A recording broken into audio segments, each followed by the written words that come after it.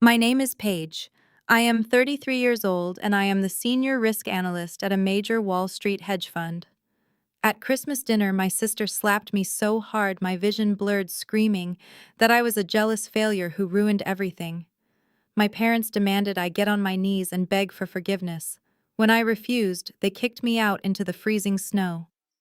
What they did not know as they slammed the oak door in my face was that I held the keys to their entire fake empire. The next morning at exactly 7 o'clock, they woke up to frozen bank accounts, foreclosure notices, and federal agents knocking on their driveway. Before I continue this story, let me know where you are watching from in the comments below. Hit like and subscribe if you have ever had to cut ties with a toxic family to protect your peace. Christmas Eve. At my parents' sprawling Connecticut estate was never about family.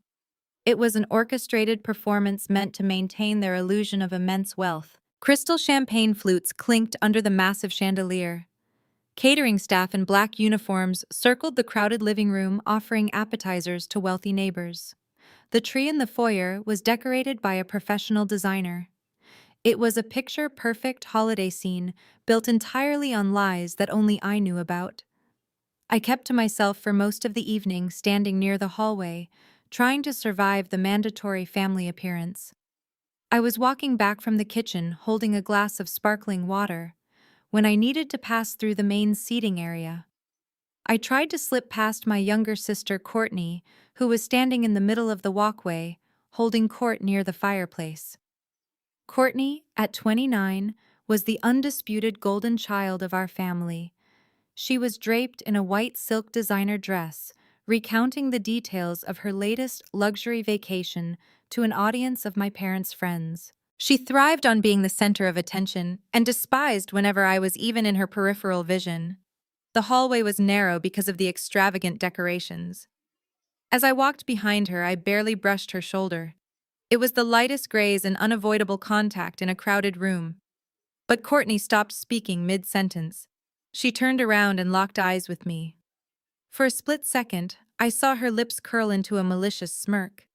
She knew exactly what she was about to do.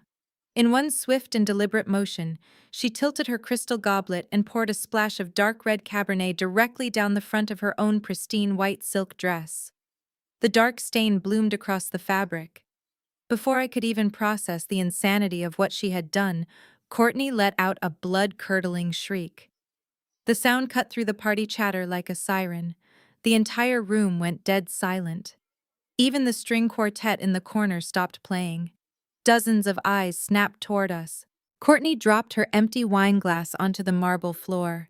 It shattered into a dozen glittering pieces, scattering across the rug. She spun toward me, her face twisted into a mask of fury.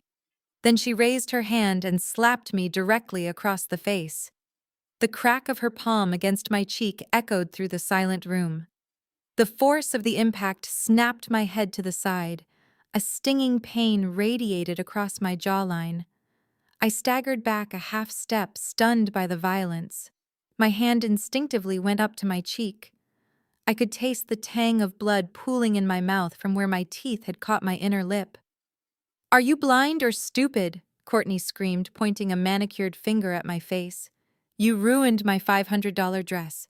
You did that on purpose because you are a miserable, jealous loser, and you cannot stand to see anyone else happy." I stood frozen, staring at the sister who had assaulted me and framed me in the span of 5 seconds. The sting on my face was nothing compared to the silence of the room. Every guest was staring at me with a mixture of shock and judgment. I waited for anyone to step in and say they saw what happened. I looked over at my parents, expecting them to intervene. Instead, I watched my mother set down her drink and march toward me, her eyes filled with venom. She did not ask if I was okay or what had caused the sudden commotion. She had already made up her mind about exactly who was to blame for this evening being ruined. It was the same toxic pattern I had endured my entire life, but tonight, I was done playing the victim. My mother pushed past me, completely ignoring the bright red handprint swelling on my cheek.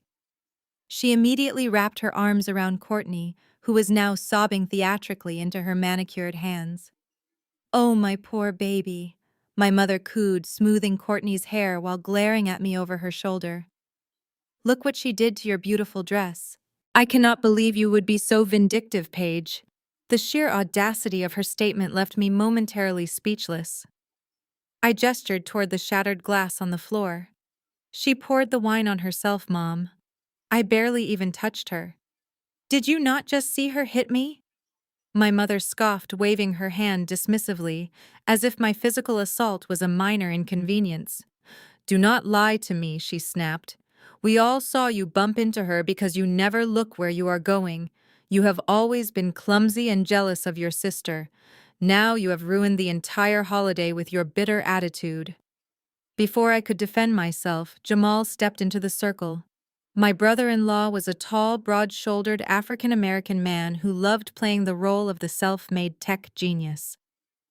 He wore a custom-tailored velvet blazer that looked ridiculous in a living room setting, but it was the massive diamond-encrusted Rolex on his wrist that always caught my eye, mostly because I knew exactly which stolen funds had paid for it. Jamal let out a slow, condescending sigh and shook his head. "Come on, Paige," he said, his voice dripping with fake pity. "There is no need to act out just because you are struggling. We know that little desk job of yours does not pay much, but you do not have to take your financial frustrations out on my wife."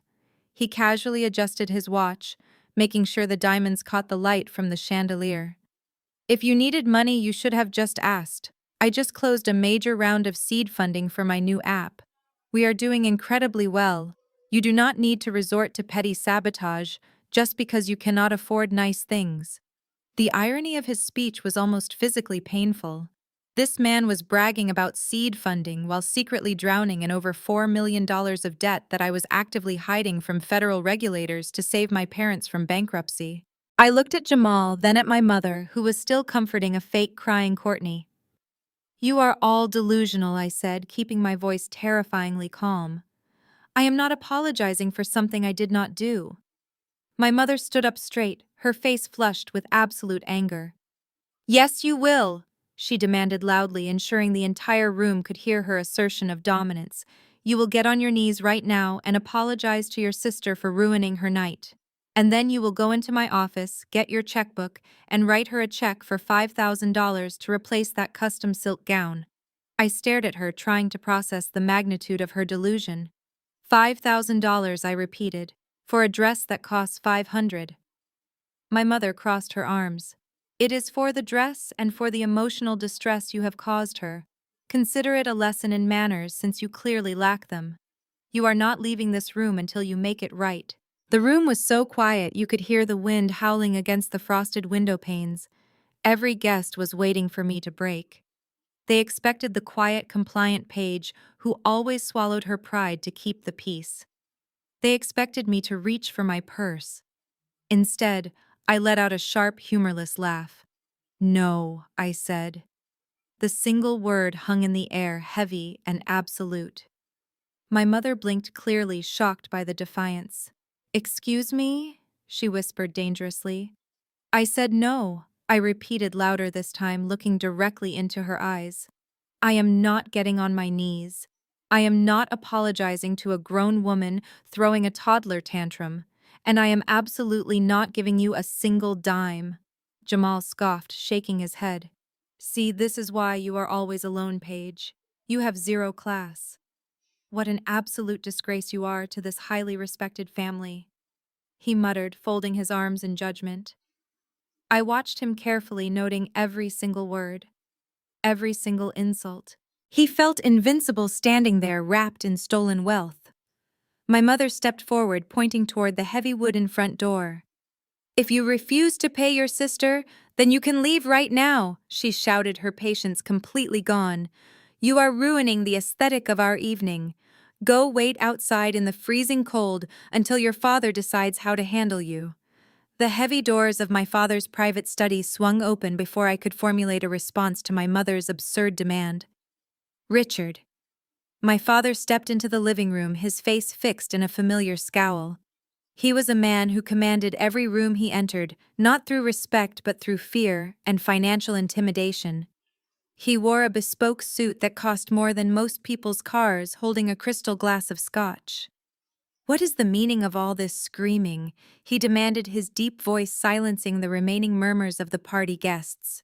Courtney immediately seized the opportunity to play the victim once again. She let out a fresh wave of theatrical sobs and buried her face into Jamal's velvet shoulder. "Daddy, Paige attacked me," she wailed, pointing a trembling finger in my direction. "She ruined my dress and now she is refusing to pay for it just because she is jealous of my life." My father did not look at the shattered glass on the floor. He did not look at the red mark still throbbing on my cheek. He did not ask a single question about what had actually transpired. His eyes locked onto me, filled with an icy disgust that I had known my entire life. He slowly walked across the imported rug, his polished leather shoes making no sound. He stopped inches from my face, using his height to physically intimidate me. I waited for him to at least ask for my side of the story. I waited for a shred of paternal logic.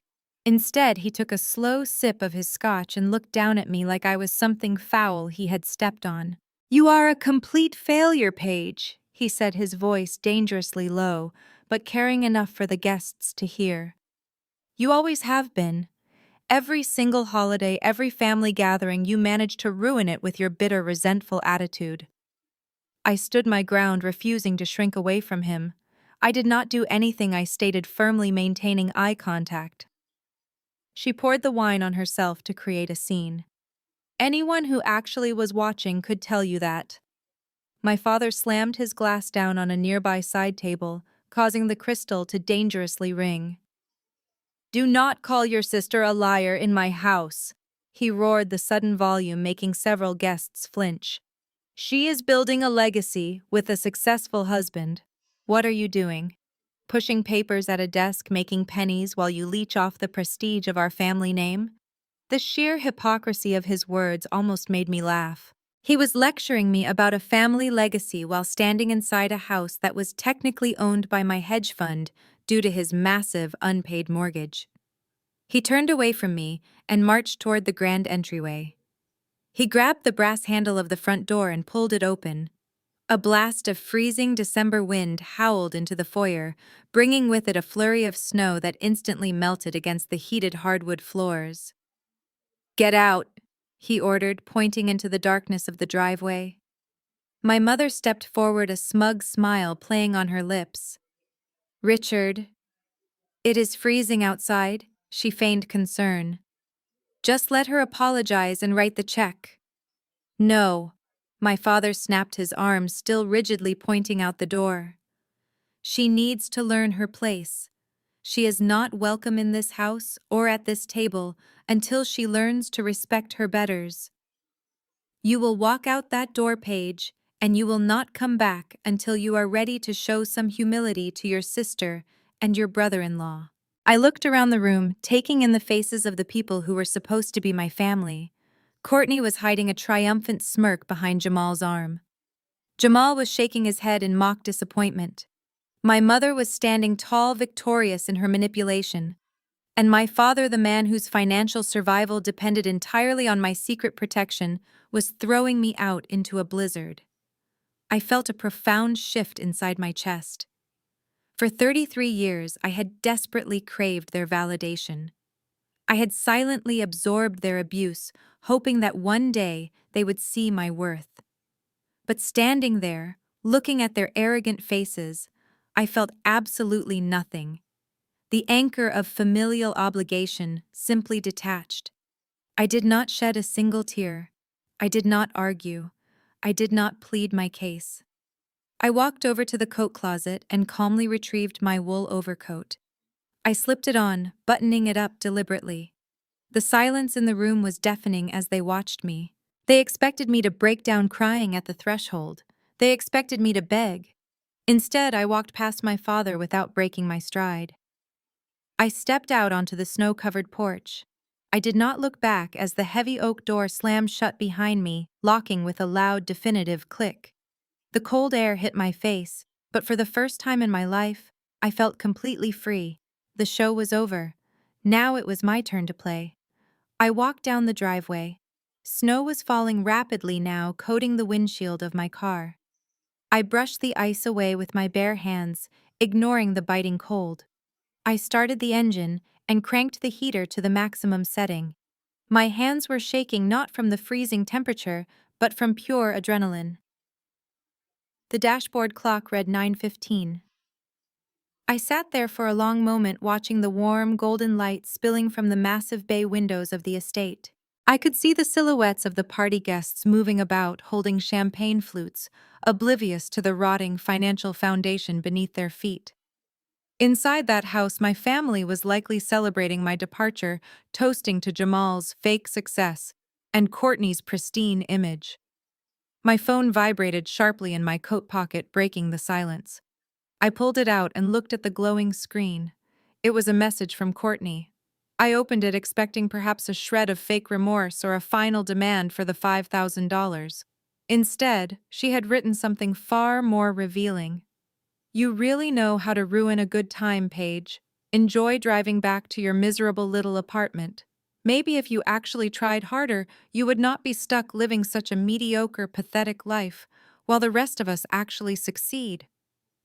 You are an absolute embarrassment to Jamal and me. Do not bother coming back for New Year's or ever." I read the words twice. Mediocre, pathetic, succeed. A slow, genuine smile crept across my face. It was not a smile of amusement, but of profound, liberating realization. For years, I had agonized over their approval. I had absorbed their daily insults, hoping that unwavering loyalty would eventually earn me their love. I had secretly risked my own professional reputation to shield them from the devastating consequences of their own arrogance. But this text message was the ultimate proof that my sacrifice meant absolutely nothing. They did not just misunderstand me, they actively despised me. My sister truly believed she was vastly superior simply because she had married a man who talked a good game while spending money he did not have. They were drowning in a sea of terrible financial decisions, and I was their only life raft. I tossed my phone onto the passenger seat. Any lingering sense of guilt or familial obligation I had harbored evaporated into the heated air of the car cabin. I reached into the back seat and pulled my heavy leather work tote onto my lap. I unzipped the main compartment and pulled out my company-issued encrypted laptop. It was a heavy, cold piece of metal, a machine built for analyzing global market trends, corporate acquisitions, and in my specific department, the ruthless liquidations of distressed assets. I flipped the screen open. The glare illuminated the dark interior of my vehicle, casting sharp, cold shadows across my face. I watched the proprietary operating system boot up, the high-security biometric prompt flashing rhythmically on the screen. I pressed my thumb to the scanner and typed in my 32-character alphanumeric password. The secure desktop materialized, displaying the highly classified internal portal for Oaktree Capital. My family thought I was a mid-level paper pusher barely scraping by in a depressing cubicle. They had no idea that at 33 years old I directed a division that managed billions of dollars in toxic debt. They had no idea that my signature alone could authorize the freezing of corporate assets across international borders. Most importantly, they had absolutely no idea that 2 years ago, when their precious illusion began to crumble, I had quietly stepped in and purchased their massive defaulted mortgage from their original lender, burying it deep within an obscure holding portfolio at my firm to keep them from being evicted. I sat in the glow of the screen, the freezing Connecticut blizzard raging outside my windows. The Paige who walked into that house an hour ago, desperate for scraps of affection, was dead. The woman sitting in the car was the senior risk analyst they so deeply underestimated. They wanted to play a high-stakes game of status and wealth. They wanted to humiliate me using money as a weapon. They had no idea they had just handed a loaded gun to the person who owned the bank. I flexed my fingers, hovering over the glowing keyboard. It was time to show my sister and my parents exactly what my mediocre, pathetic life actually entailed. I was no longer the scapegoat they could kick around for fun. The transition from victim to executioner was complete. The glowing logo of Oak Tree Capital materialized on my screen, cutting through the darkness of the car. To the rest of the financial world, Oak Tree was a legendary and ruthless Wall Street hedge fund, known for buying up toxic corporate debt and liquidating failing enterprises. To my parents and my sister, it was just the boring corporate office where I supposedly pushed papers for a meager salary. For years, they had openly mocked my career choices. During family dinners, they would laugh at my modest lifestyle, assuming I was just a low-level compliance clerk struggling to afford rent in the city. They constantly compared me to Jamal with his flashy startup. In reality, I was the senior risk analyst. I personally oversaw a distressed asset portfolio worth over $3 billion. My daily job was not to file paperwork. My job was to analyze failing financial structures and decide which entities lived and which ones were dismantled for parts. I held the power to freeze accounts, seize properties, and bankrupt corrupt executives with a single signature. And tonight, I was bringing that corporate ruthlessness home to my own family. They had pushed me to my absolute breaking point. I navigated past the standard employee dashboard. I clicked on a hidden icon to access the restricted administrative portal. A bright red banner immediately flashed across the top of the screen, requiring a secondary biometric security clearance. I inserted my security key into the side port of the laptop and typed in my final authorization code. A soft chime confirmed my identity. The system granted me full access to the distressed assets database. This was the digital graveyard of Wall Street. It was where Oak Tree kept the files of high net worth individuals and corporations who had defaulted on massive leveraged loans. It was a restricted zone that only a handful of senior directors could even view, let alone manipulate. As the database loaded, I paused and looked back at the house through the frosted windshield. Through the swirling snow, I could see the massive crystal chandelier blazing in the front living room. I could picture Jamal standing by the grand fireplace, bragging to the wealthy neighbors about his fictitious seed funding. I could see my father, arrogant and proud, sipping his expensive scotch, acting like the undisputed lord of the manor. It was all a theater of deception. Every single luxury they flaunted, from the heated driveway to the caviar appetizers, was built on a crumbling foundation of massive unpaid loans. 2 years ago, when their original lender prepared to foreclose on that very estate, I had secretly intercepted the bankruptcy file.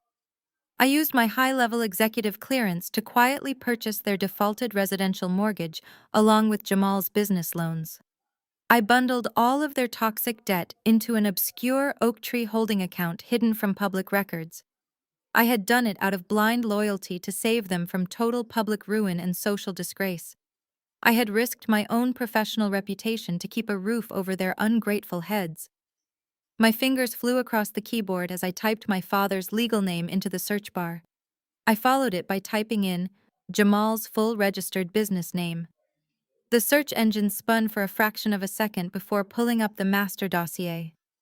A series of red flags immediately populated the screen, illuminating my face in a red glow. The total combined debt was staggering. Over $4 million in unpaid principal. They had not made a single payment in 24 consecutive months. According to all standard banking protocols, they should have been evicted and dragged into bankruptcy court a very long time ago. I stared at the numbers, feeling absolutely nothing.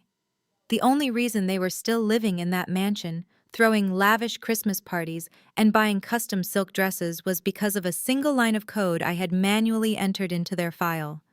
A temporary grace period mandate. It was a command that instructed the automated system to ignore their massive defaults and halt any collection efforts. I had essentially placed an invisible force field around their entire existence.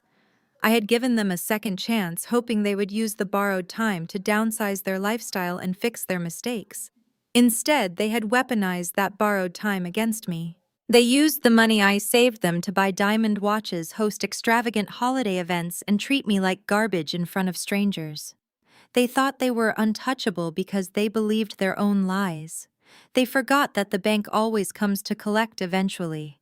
And right now, I was the bank. I took a deep breath and clicked on the master ledger. The time for mercy was over. The master ledger loaded with a clinical white glare. Rows of bold red numbers populated the screen, telling a story of generational greed and absolute financial negligence. The first document displayed was the deed to the Connecticut estate, where my family was currently drinking expensive champagne and laughing at my expense. According to the original property records, the house had been fully paid off a decade ago. But my father, in his endless pursuit of status and elite validation, had quietly taken out a second and then a third mortgage. The current outstanding principal sat at exactly $4.2 million. It was a staggering amount of debt for a man who had not held a legitimate executive position in over 5 years. Richard and Brenda had been using the equity in their home as a personal cash machine to aggressively fund their country club memberships, designer wardrobes, and lavish holiday parties. The interest rates on those leveraged loans were predatory, but they simply did not care. They were completely addicted to the illusion of being elite. When the liquid cash from the house finally ran dry, they did not alter their lifestyle or downsize their home. Instead, they turned their sights on the one asset they had not yet plundered: my future. I opened the next encrypted file in the directory. It was a forensic trace of a specific wire transfer executed 5 years ago. This was the document that had shattered my heart when I first discovered it. It detailed the complete liquidation of a college trust fund set up for me by my late grandparents. It was supposed to be my safety net, my chance to graduate without crippling student loans and build a solid independent foundation. But because I was just a teenager when the trust was established, my parents retained legal conservatorship over the accounts. They drained every single penny of it behind my back. They stole my education fund and handed it directly to Jamal to finance his so-called tech startup. I clicked on the corporate filings for Jamal's company. It was officially registered as an innovative software development firm. But the financial data on my screen told a completely different story. There were absolutely no payroll records for software engineers. There were no server hosting fees, marketing budgets, or pending patent applications. The entire company was a hollow shell, a financial black hole specifically designed to funnel investor money directly into Jamal's extravagant lifestyle. He had used my stolen college tuition to lease exotic sports cars, buy custom-tailored velvet suits, and secure high-priced VIP tables at exclusive nightclubs. He played the role of a visionary founder, while literally burning through my inheritance to impress strangers. 2 years ago, the fragile house of cards began to collapse. Their original lender recognized the glaring signs of fraud and initiated aggressive foreclosure proceedings against my parents. The defaulted files crossed my desk at Oaktree Capital, purely by chance, during a routine portfolio acquisition. I could have let them lose everything right then. But the naive, loyal part of me panicked. I abused my senior administrative privileges to flag their accounts with a highly classified grace period designation. I manually froze the collections. I completely halted the foreclosure process. I single-handedly saved them from being thrown out onto the street and investigated for federal wire fraud. I had shielded them from the brutal consequences of their own toxic arrogance. I had given them the ultimate gift of time, hoping they would realize their mistakes and reform their spending habits. And how did they repay my protection and sacrifice? By allowing my sister to slap me in the face over a staged accident.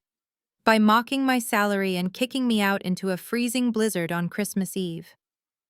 I stared at the flashing red code protecting their assets on the screen. The financial data did not lie. It carried no emotional weight or familial bias. It only reflected the cold, hard truth that my family was a syndicate of financial parasites. They had built their entire identity and social standing on my silent suffering. They looked down on my career without realizing my career was the only structural wall standing between them and a federal prison cell. My finger hovered over the trackpad. I reviewed the grace period code one last time, feeling a profound sense of clarity wash over me. The illusion was over. My parents and my sister had spent my entire life making me feel like I was the worthless one. They had constantly demanded my unwavering obedience while secretly robbing me blind. Tonight, they had made their final fatal miscalculation. They had chosen to humiliate the only person capable of keeping their pathetic fantasy alive. I was completely finished. I navigated away from my parents' residential file and clicked on the corporate directory. Jamal's company was listed under a highly polished name, Apex Innovations. When he first pitched the idea, he claimed it was an advanced artificial intelligence platform designed to revolutionize supply chain logistics. He used complicated buzzwords he barely understood, but my parents were so desperate to have a tech entrepreneur in the family that they swallowed every lie without question. They remortgaged their home and handed him the capital. My firm had underwritten the secondary business loans based on those falsified assets. Now I had the unfiltered ledger in front of me, and the truth was pathetic.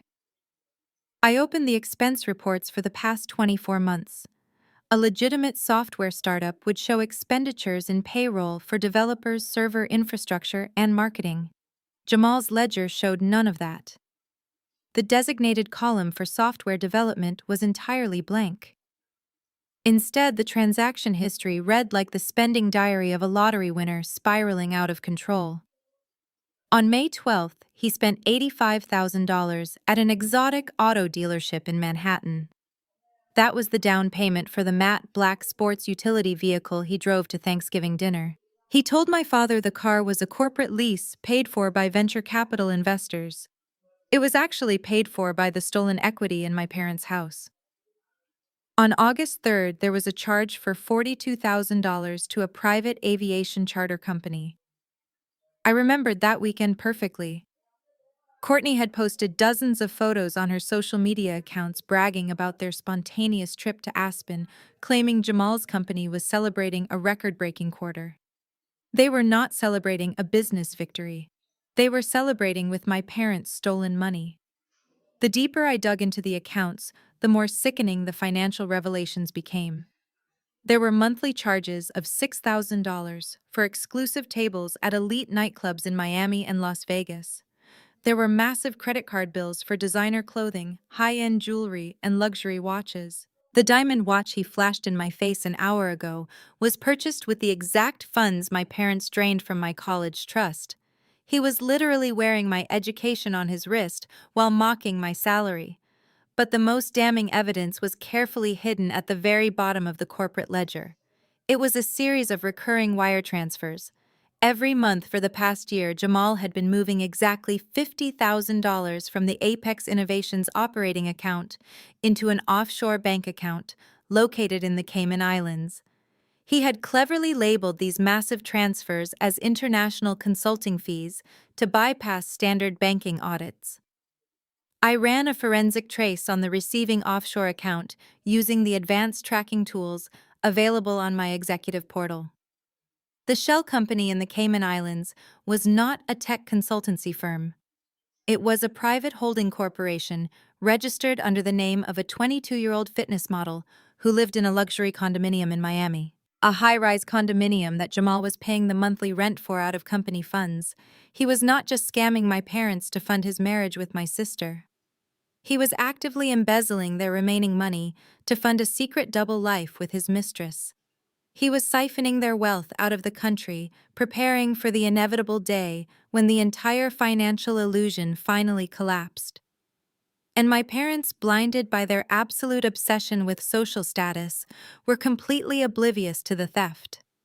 They treated this con artist like royalty, while treating their own flesh and blood like garbage. I sat alone in the freezing car, staring at the undeniable proof of Jamal's betrayal. He had deliberately committed multiple serious federal crimes, including wire fraud, bank fraud, and tax evasion.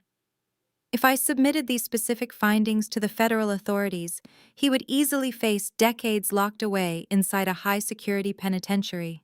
And my parents would instantly lose absolutely everything they had ever worked so hard for. Their mansion and their elite social standing would vanish the second these documents became public records. For a brief moment, a small, familiar voice in my mind whispered that I should warn them. I should walk back into that warm house, show my father the ledger, and just let him handle it quietly. But then my cheek throbbed where Courtney had struck me. I remembered my father's cold eyes as he was throwing me out into the snow like a stray dog. They did not deserve my protection anymore. They had deliberately chosen their golden child and her fraudulent husband over me every single time. Now they were going to face the devastating consequences of their own toxic arrogance without my help. I stared at the blinking cursor on the grace period command line. For 24 months, those 12 characters of code had been the only thing shielding my parents from absolute financial ruin. I highlighted the string of text. I thought about the sting on my cheek. I thought about my father's cold voice telling me to get out of his house. I thought about Jamal wearing my stolen future on his wrist.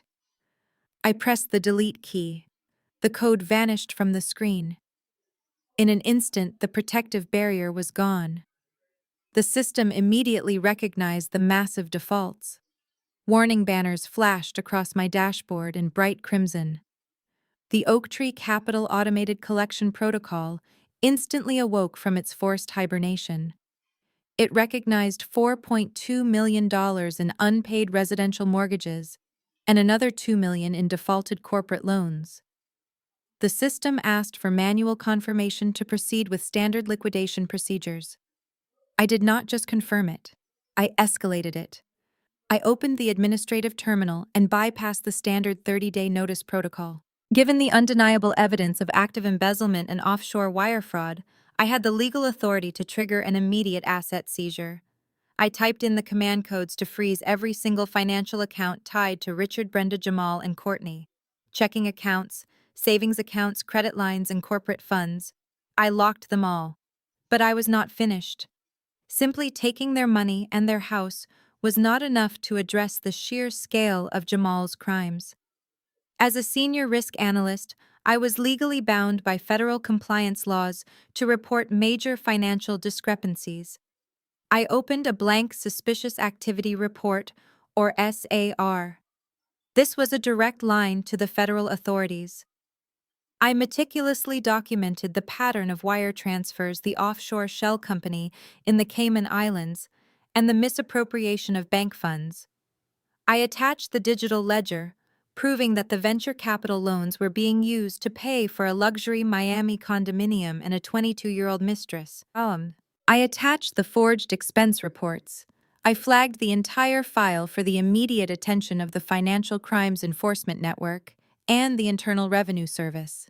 I made sure to classify Jamal's actions under the highest priority level for flight risk to ensure the authorities would move with overwhelming speed. The system compiled the massive dossier. A prompt appeared on the screen asking for the execution time. It was currently late on Christmas Eve. The financial markets and federal offices were closed for the holiday. If I executed the protocol right now, it would sit in a digital queue until the next business day, giving them a slight chance to notice the frozen accounts and attempt to flee. I wanted the element of total surprise.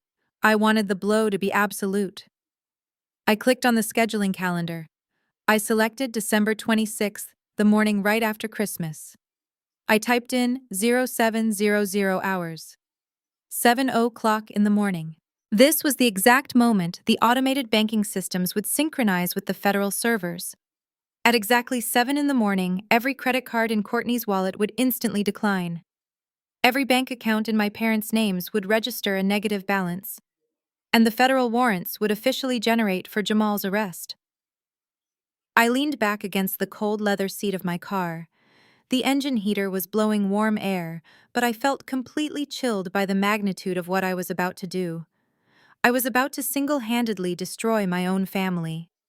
I looked over the lines of code one last time, ensuring there were no errors or loopholes. The digital trap was flawless. There would be no warnings, no automated courtesy calls, and no 30-day grace periods. Just an immediate and catastrophic financial wipeout. I looked through the snowy windshield one final time. The party was still going strong inside the mansion. I could vaguely see the outline of my sister laughing near the window, surrounded by people who thought she was royalty. They were completely unaware that the floor was about to drop out from underneath them. I placed my finger over the enter key. The glowing button felt heavy under my touch. I took a deep, steadying breath, letting the crisp winter air fill my lungs. I thought about the gaslighting, the constant belittling, and the devastating betrayal of my trust fund. I owed them absolutely nothing. They dug this grave with their own greed and arrogance. I pressed the key with a satisfying click. The screen flashed, confirming the protocol was locked. The master file encrypted itself and vanished into the federal servers. The execution was set. I closed the laptop, put the car in drive, and drove away, leaving them to their fate. 36 hours later, the sun rose over a freezing Manhattan skyline. It was the morning of December 26th, exactly 7 o'clock. While most of the city was still recovering from the holiday weekend, my sister Courtney was already wide awake and on a mission. She had booked a suite at the plaza, using my parents' money to be first in line for the exclusive VIP Boxing Day sales on Fifth Avenue. The doors of an ultra-premium French designer boutique opened at exactly 7 for their most valued clients. Courtney walked in wearing oversized sunglasses and a fur coat, acting like she owned the building. She did not browse normally. She pointed at items, demanding the staff fetch them. Within 10 minutes, she gathered a mountain of merchandise on the checkout counter.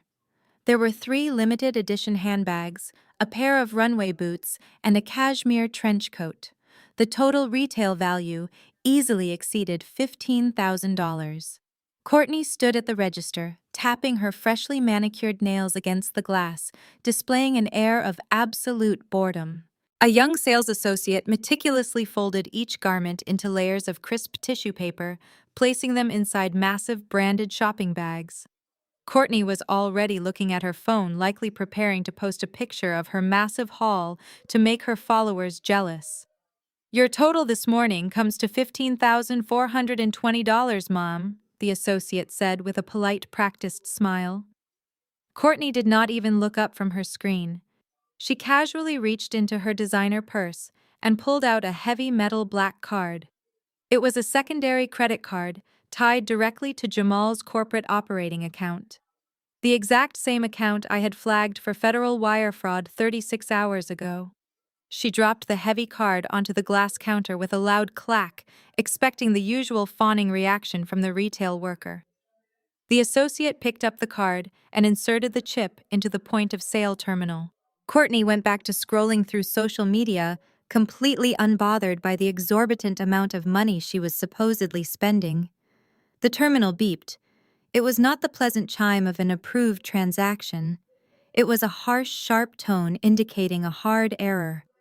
The sales associate frowned slightly and looked at the screen. "I am sorry, Mom, but it looks like the card was declined," she said, her voice dropping to a discreet whisper to avoid embarrassing a high-profile client. Courtney finally looked up, pulling her sunglasses down the bridge of her nose. "Declined?" She scoffed loudly, entirely, ignoring the associate's attempt at discretion. "That is literally impossible. It is an elite corporate card without a preset limit. Run it again. Your machine must be broken." The associate nodded nervously and pulled the card out. She wiped the metallic chip on her sleeve and inserted it a second time. The machine processed for 3 long seconds before letting out the exact same harsh error beep. A bright red message flashed across the terminal screen. It did not just say insufficient funds, it read account frozen, contact issuing bank immediately. The associate swallowed hard, stepping back from the register. "Mom, the system is refusing the transaction entirely. It says the account has been locked."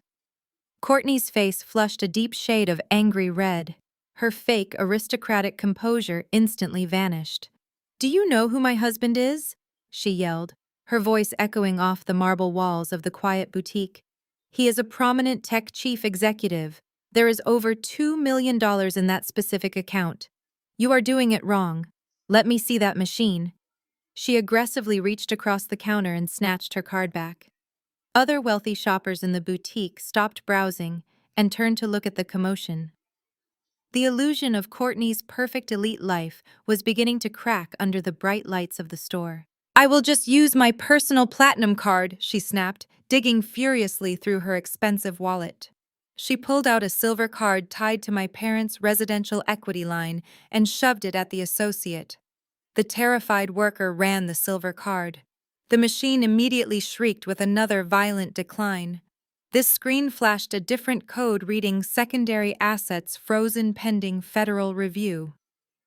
Courtney stared at the glowing red text, completely speechless, as the reality of her situation began to sink in. The money was gone. Courtney snatched the silver card back from the counter, her hands shaking. She frantically tore through the compartments of her expensive designer wallet, pulling out every single piece of plastic she could find. "This is ridiculous," she muttered. "You need to try this one.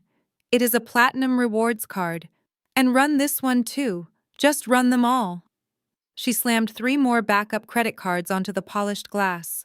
The sales associate looked overwhelmed but dutifully picked up the first backup card. It was a high-limit gold card registered to my father. She carefully inserted it. The terminal processed for 2 seconds before emitting a harsh, jarring beep. "Declined," the associate whispered quietly.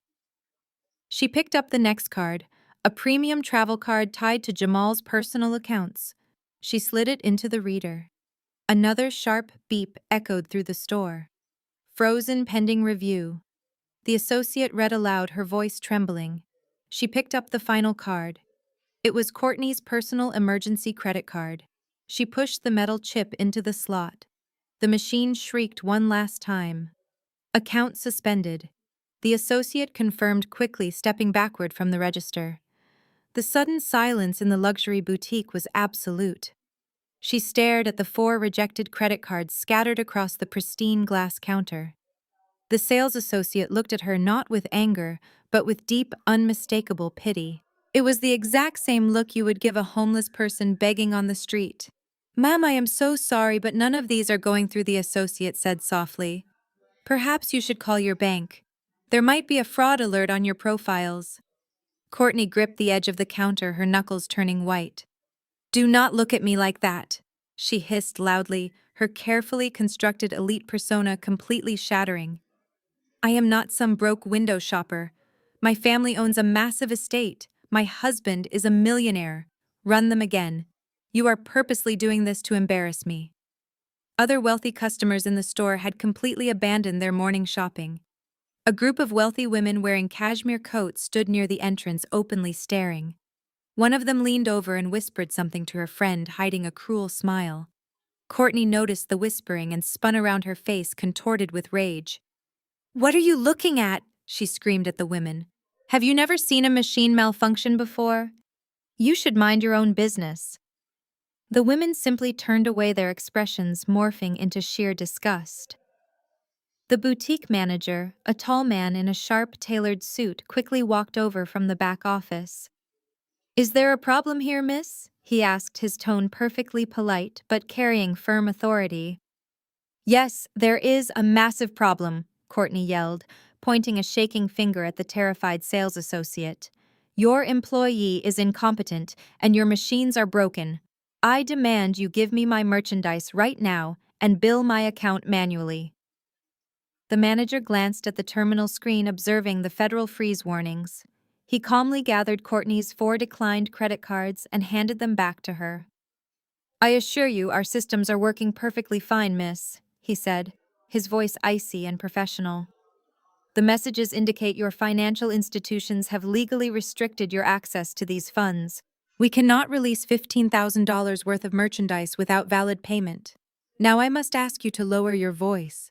You are disturbing our clients." Courtney slammed her hands against the glass display case, causing the expensive jewelry inside to rattle. "I am not leaving without my bags," she shrieked, stomping her foot like a spoiled toddler. "Do you know who I am? I will buy this entire store and fire all of you." The manager did not flinch. He simply raised his hand and gestured toward the entrance. 2 large security guards dressed in dark suits immediately stepped forward. They flanked Courtney on both sides, towering over her. "Miss, it is time for you to leave," one of the guards said, leaving absolutely no room for negotiation. Courtney looked at the mountain of beautifully wrapped bags sitting on the counter. "Those are mine," she protested, her voice finally cracking with genuine panic. "They are not yours," the manager replied coldly. "Please escort her out." The guard stepped closer, grabbing Courtney's arms. She tried to pull away, screaming obscenities and threatening lawsuits, but they effortlessly marched her across the marble floor. The wealthy patrons watched in stunned silence as the elite socialite was physically dragged out of the boutique. The heavy glass doors swung shut behind her, cutting off her frantic screaming. She was left standing alone on the freezing New York sidewalk, clutching her useless, declined credit cards, while the entire shopping district watched her complete downfall. While Courtney was standing on the freezing pavement of Fifth Avenue, my father Richard was waking up in the master suite of his Connecticut mansion. The morning sun was reflecting off the fresh snow outside his bedroom window, casting a light across the imported silk sheets. He stretched, reaching over to the mahogany nightstand to grab his smartphone.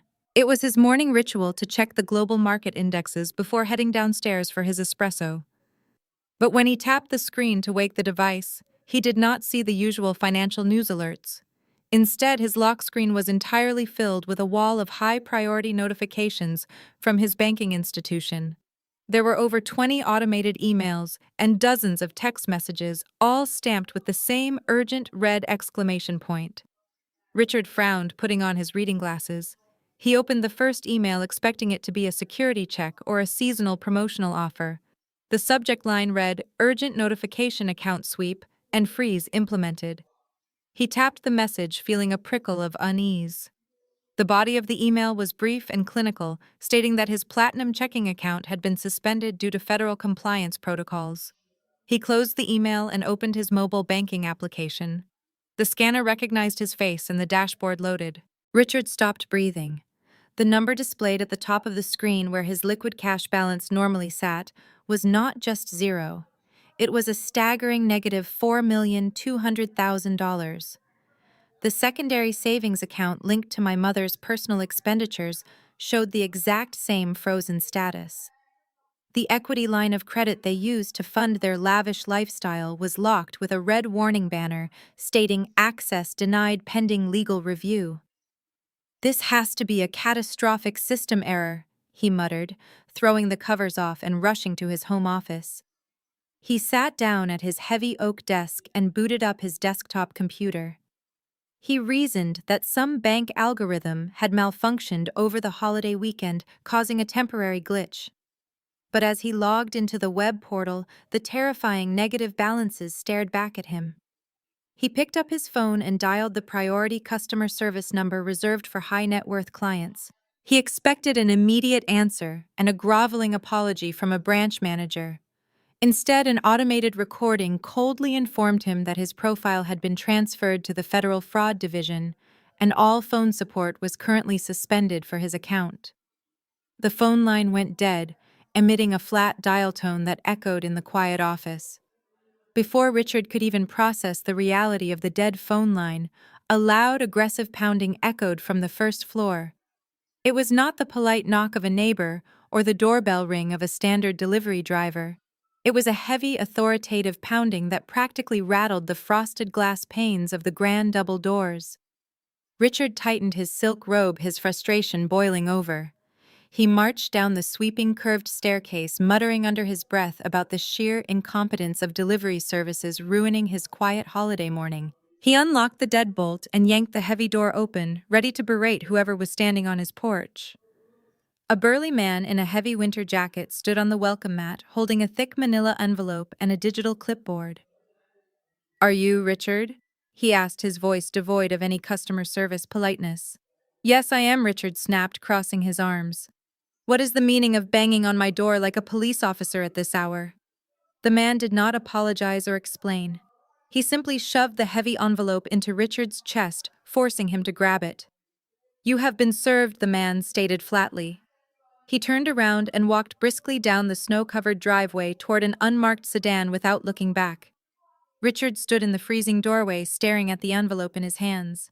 He tore open the top flap and pulled out a thick stack of legal documents stamped with the official seal of the State Superior Court. The cover page was printed in bold black ink. It read, "Notice of immediate foreclosure and seizure of property." His eyes darted down the page, scanning the dense legal jargon until he hit the core message. The primary lender, Oaktree Capital Management, was officially executing its right to seize the estate due to 24 months of defaulted payments. The document stated that the grace period had been permanently revoked. Richard felt his knees go weak. The piece of paper trembled in his hands as the freezing winter wind swept into the warm foyer. The grand illusion of his wealth, the house, the cars, the status, was evaporating right in front of his eyes. Richard could not tear his eyes away from the bold black lettering on the foreclosure document.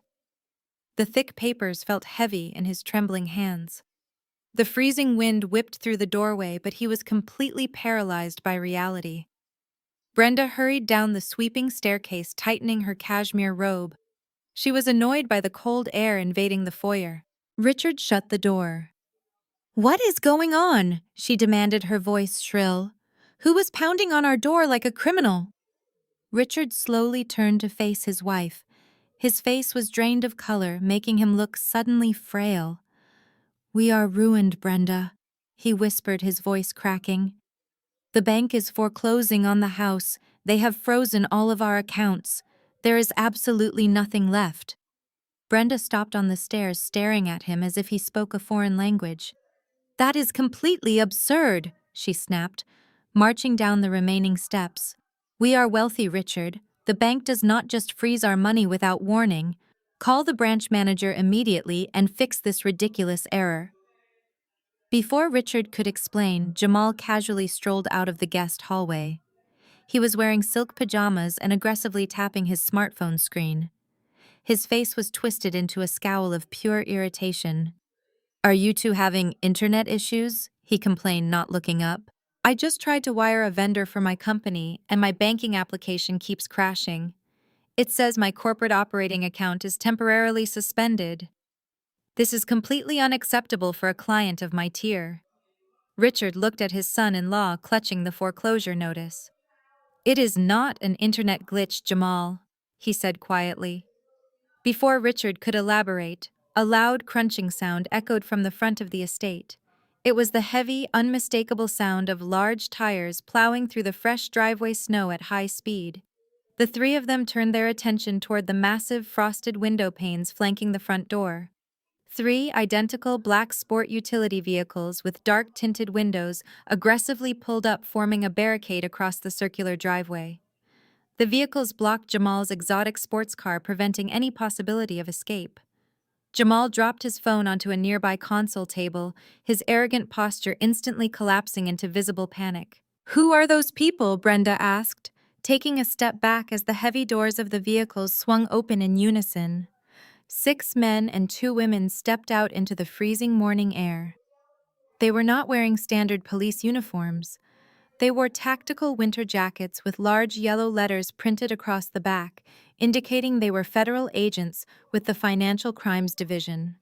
The lead agent, a tall man with a stern face, walked directly up the porch steps and pounded a heavy fist against the wooden door. Richard mechanically reached out and opened it, his mind completely blank. The agent held up a gold badge. "We are looking for Jamal." The agent stated his tone, leaving no room for negotiation. "We have federal warrants for the immediate seizure of all assets associated with Apex Innovations."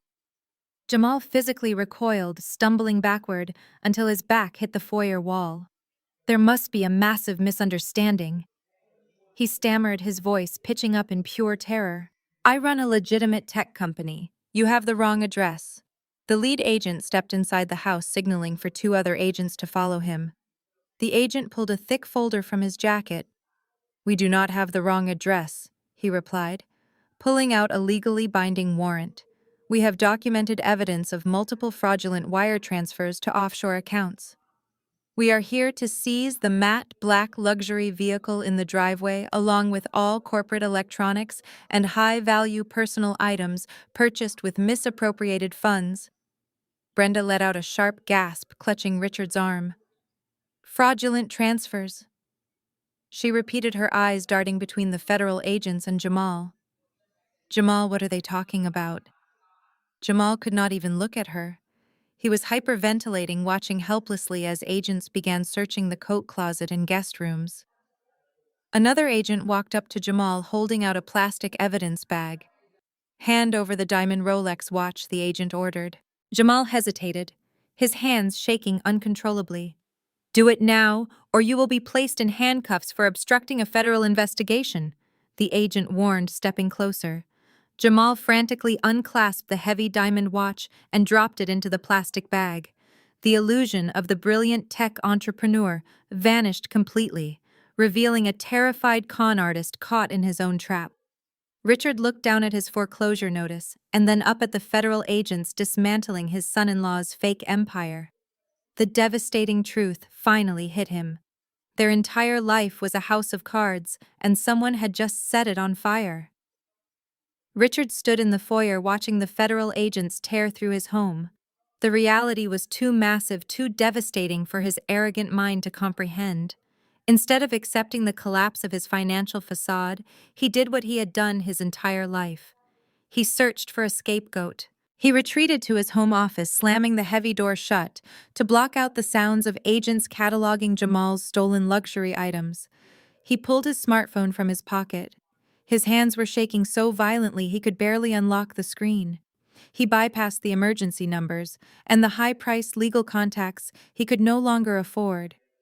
Instead, he dialed my number. I was sitting at my kitchen island in Manhattan, sipping a cup of black coffee and watching the morning news. I already knew exactly what was happening in Connecticut. The automated system alerts from Oaktree Capital had been pinging my secure work phone since 7 o'clock, confirming the successful execution of the asset freezes. When my personal cell phone began to ring, I glanced at the caller identification. It was my father. I took a slow sip of my coffee, letting the phone ring 3 times before I finally pressed accept. I did not say hello. I just listened to the heavy, frantic breathing on the other end of the line. Paige, what did you do? Richard screamed, his voice cracking with a mixture of rage and absolute panic. His tone was not one of a man seeking help, but of a tyrant demanding submission. You brought this disaster into my house. Ever since you threw your little tantrum and ruined Christmas Eve, everything has fallen apart. The bank is trying to foreclose on the estate. There are federal agents in my foyer arresting your brother-in-law. You cursed this family with your bitter, jealous energy. You have always been a dark cloud hanging over our success, and now look what your negativity has caused. I sat perfectly still, listening to a grown man blame his massive financial fraud on bad energy. It was a staggering display of cognitive dissonance. He was holding a legal foreclosure notice documenting 2 years of unpaid debt and watching federal agents seize stolen property, yet he still believed my attitude was the root cause of his destruction. I did not interrupt him. I let him scream his ridiculous accusations until his lungs gave out. Before I could respond, I heard the sound of a brief physical struggle over the device. My mother snatched the phone away from him. Her voice was shrill, hysterical, and completely detached from reality. Paige, listen to me right now, Brenda commanded, falling back into her usual authoritarian tone. Jamal is being framed. Some disgruntled former employee must have filed a false report. The police are trying to take his car and his watches. Your sister is inconsolable. I need you to go to your bank right this second and wire $50,000 to my personal account. We have to retain a premium defense attorney to shut this ridiculous investigation down before it hits the local news. She did not ask if I had the money. She simply demanded it, assuming I would drain my savings to rescue the very man who had mocked my career just hours before. The absolute audacity was almost impressive. Mom. I replied, my voice completely flat and devoid of any emotion. You kicked me out into a blizzard because I refused to pay $5,000 for a dress. What makes you think I am going to give you $50,000 for a criminal defense lawyer? Do not use that disrespectful tone with me. Brenda snapped, her panic quickly morphing back into aggressive entitlement. This is an absolute emergency. Your family is under attack. We are completely locked out of our accounts because of some stupid banking error, and we need liquid cash immediately. You owe us this, Paige. We raised you. We provided for you. Now stop being selfish and go to the bank. If you do not wire that money in the next 10 minutes, I swear I will never forgive you for abandoning us in our time of need. You will be dead to me. Her threat to disown me used to terrify me. Now it just sounded like a tired script from a bad movie. She was trying to weaponize her love at the exact moment she had absolutely nothing else left to bargain with. She really thought she was the one holding the power in this conversation. She believed I was still the obedient scapegoat desperate to buy my way back into their good graces. She could not have been more wrong. I smiled, staring at the city skyline beyond my kitchen window. I am not sending you a single dime, Mom, I said, my voice echoing perfectly level against the glass of my penthouse window. The silence on the other end of the line was absolute for a fraction of a second before the eruption occurred. You ungrateful, wretched girl! She shrieked, her voice vibrating through the phone speaker. Your brother-in-law is being detained by federal agents in our own home, and you are going to sit there and deny us. I will make sure everyone in our circle knows exactly what kind of monster you are. You can tell whoever you want, I replied, taking another calm sip of my coffee. But, considering your credit cards are bouncing all over Manhattan, and the bank is taking your house, I doubt your elite circle is going to answer your calls anymore. Give me the phone, Richard bellowed in the background. I heard the device fumble between their hands before my father's heavy breathing returned to my ear. Paige, he growled, trying to regain his position of absolute authority. This is no longer a request. You are going to transfer that money right now, or I will have my attorneys sue you for everything you own, for intentional emotional distress and financial abandonment. I let out a genuine laugh. The sound of my amusement only enraged him further. You do not have attorneys, Dad, I reminded him smoothly. Attorneys require retainers, and your accounts are currently sitting at a negative balance of over $4 million. You cannot even afford to buy a cup of coffee right now, let alone sue me. How do you know the exact amount of my negative balance? He demanded, his voice suddenly faltering. A sliver of genuine confusion pierced through his arrogant armor. He was finally starting to realize that I possessed information I should not have access to. I know everything, I told him, the temperature of my voice dropping to a freezing chill. I know about the $4.2 million residential mortgage you defaulted on. I know about the $2 million in venture capital loans Jamal secured using falsified assets. I know exactly how much you stole from my college trust fund to pay for his exotic cars and his private jets. And I know about the $50,000 monthly wire transfers Jamal has been sending to his 22-year-old mistress in Miami. Richard stopped breathing. The line went completely dead silent, except for the faint sound of federal agents shouting orders in the background. What are you talking about? Richard whispered, his voice barely a rasp. How could you possibly know any of that? I want you to do exactly as I say, I instructed him, my tone commanding the same absolute authority he used to use on me. Walk over to that foreclosure notice the courier just handed to you. I know you are holding it. Go to the third page. I heard the rustling of heavy paper through the receiver. His hands were shaking, making the pages crinkle loudly against the microphone. I am on the third page, he muttered, his breathing ragged. Now look at the bottom right corner.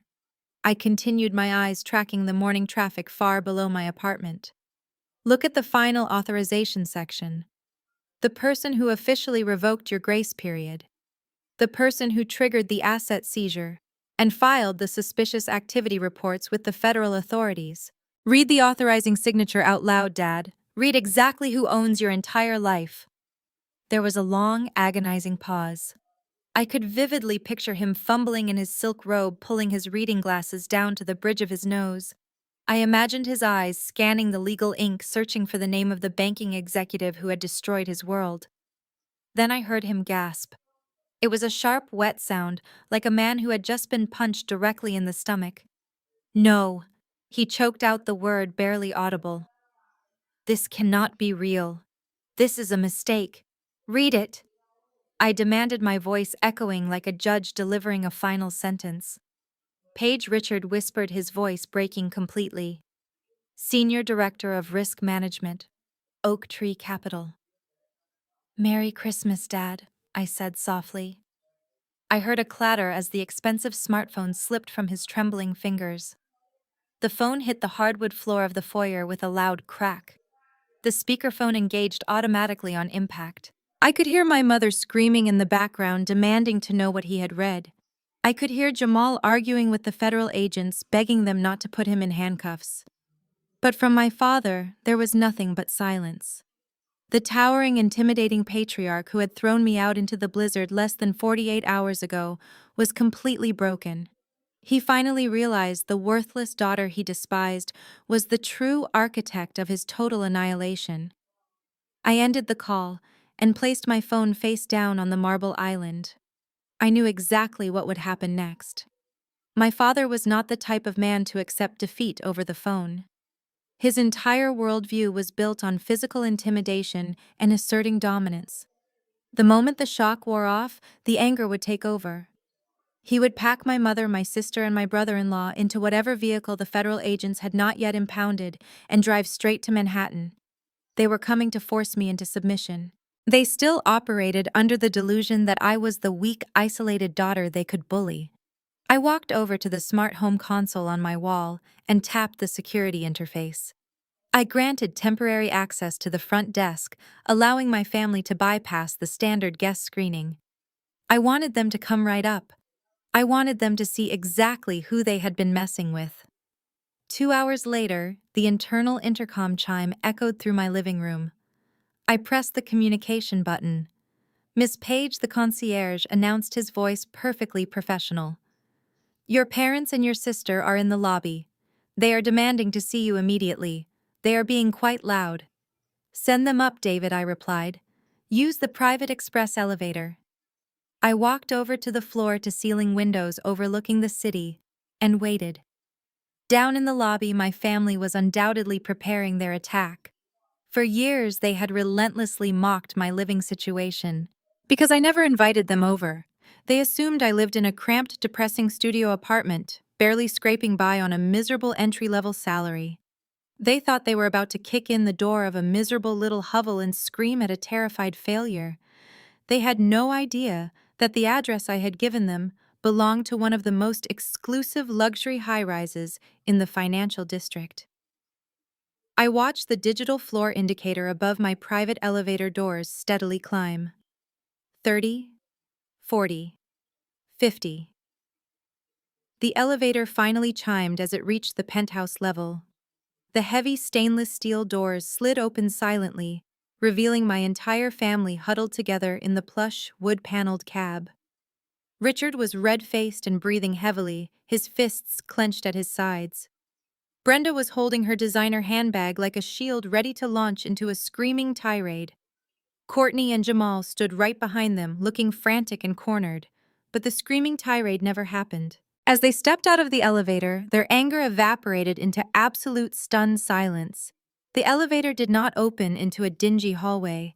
It opened directly into my massive open-concept living space. The morning sunlight flooded through the continuous wall of glass, illuminating the pristine white marble floors, the custom contemporary art pieces, and the sweeping, unobstructed view of the Manhattan skyline. The ceiling soared high above them, featuring a modern crystal chandelier that dwarfed the one in their Connecticut foyer. They stood frozen on the threshold, completely unable to process the wealth surrounding them. Richard looked down at the expensive imported rug beneath his shoes, and then up at the vast expanse of the penthouse. The veins in his neck were pulsing, but he could not find his voice. The narrative he had aggressively pushed his entire life, that I was a pathetic underachiever, completely collapsed in the span of 5 seconds. Brenda slowly lowered her handbag, her mouth slightly open as she took in the sleek gourmet kitchen and the expansive private terrace outside. This was not the home of a struggling clerk. This was the fortress of an elite Wall Street executive. Courtney stepped forward, her eyes darting frantically around the room. I could see the intense burning jealousy physically twisting her features. She had spent the last decade building a fake luxury lifestyle funded entirely by stolen money and credit card debt. Now she was standing inside a multi-million-dollar property that her sister actually owned outright. Jamal looked the most terrified of all. He was a professional con artist, and he immediately recognized the quiet, authentic power of real wealth. He saw the high-end security cameras discreetly mounted in the corners. He realized that the woman he had constantly insulted was not just a corporate drone. She was an absolute apex predator in the financial world. I stood perfectly still, leaning against the kitchen island, holding my coffee mug. "Welcome to my home," I said, my voice completely calm, slicing through their stunned silence. "You all look a bit lost. Did you have trouble finding the building? Or are you just surprised that my pathetic life is light years ahead of the fake empire you built on stolen cash? Take your shoes off. The rug is imported." My father looked down at his snow-covered loafers, but before he could comply, Jamal shoved past him. Jamal stepped directly onto the pristine cream-colored silk rug with his wet boots, leaving dark, muddy footprints. The initial shock of my wealth had quickly mutated into aggressive desperation. He marched across the expansive living room, closing the distance between us until he was standing just inches from the marble kitchen island. He leaned over the counter, invading my personal space, his face twisted with rage. "You think this is some kind of game?" He spat, his voice trembling with anger. "You think because you live in a fancy high-rise you can just hack into my accounts and destroy my business? I will sue you into oblivion, Paige. I will drag you and your precious hedge fund through federal court for corporate sabotage and malicious defamation. You have absolutely no idea who you are messing with. My attorneys are going to strip you of everything you own." I did not flinch. I took a slow sip of my coffee, maintaining unwavering eye contact. "You do not have attorneys, Jamal?" I reminded him, keeping my voice entirely devoid of emotion. "We have already established this fact over the phone. You cannot hire a premium legal team when your operating accounts are currently frozen under a federal fraud investigation. And as for corporate sabotage, Oaktree Capital is the primary underwriter for your venture loans. We own your debt. Therefore, we possess the absolute legal right to liquidate your assets the moment you violate the terms of your contract." Jamal slammed his hands down hard on the marble countertop, causing my coffee mug to rattle. He leaned closer, his chest heaving, his eyes wide with a frantic, manic energy. He was trying to use his physical presence to bully me into submission. It was the same tactic my father used for decades, but on Jamal it just looked pathetic. "Listen to me carefully," he growled, lowering his voice to a threatening whisper. "I have high-profile investors waiting on me. I have international contracts pending. You are going to walk over to wherever you keep your laptop, log into your system, and reverse this entirely fake freeze right now. If you do not undo this immediately, I will personally see to it that you spend the rest of your miserable life in a federal penitentiary for cybercrimes. Do you understand me? You are going to fix this before my company loses another dime." I set my coffee mug down on the counter. The ceramic clicked sharply against the marble. "Jamal," I said, speaking to him as if he were a slow child, "you do not have a company. You have a glorified shell corporation that you use as a personal piggy bank. There are no international contracts. There are no high-profile investors. The only money funding your fake lifestyle was the money you conned out of my parents." Courtney marched up to the island, standing right beside her husband. She pointed a shaking, manicured finger at my face. "How dare you accuse him of that?" she shrieked, her voice echoing off the high ceilings. "Jamal is a brilliant entrepreneur. You are just saying these horrible things because you are deeply jealous that I married a successful man and you are alone. You hacked into our accounts because you want to ruin my life." Jamal nodded aggressively, stepping around the edge of the marble island to close the remaining distance between us. He was now standing inside the kitchen area, towering over me. His physical intimidation was escalating rapidly as his desperate mind struggled to regain control of the narrative. "I am giving you one last warning, Paige," he demanded, pointing toward the hallway. "You are going to unlock my money right this second, or I will make you regret the day you were born. Do not think that you can just sit up here in your ivory tower and play God with my business. I will call the police right now and report you for corporate espionage." I stood my ground, refusing to step backward despite his overwhelming physical proximity. I looked at his hands, noting the absence of the heavy diamond Rolex he loved to flaunt. "Go ahead and call them," I challenged him, leaning forward slightly so my face was inches from his. "Call the police, Jamal. Tell them exactly how you managed to purchase a luxury vehicle using a small business development loan. Tell them all about the venture capital funds you used to secure private jets.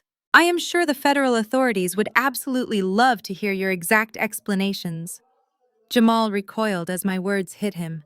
The manic, aggressive energy instantly drained from his body, leaving behind nothing but the hollow shell of a terrified man.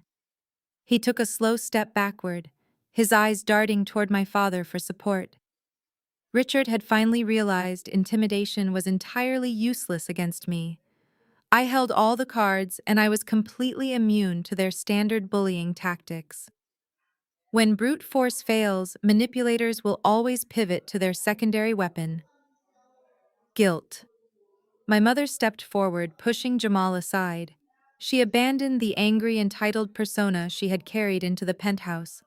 Instead, her face melted into a mask of profound sorrow. Her eyes welled up with tears that she had likely summoned on command. She clasped her hands together, holding them against her chest, in a theatrical display of maternal desperation. "Paige, please," she begged, her voice trembling with manufactured emotion.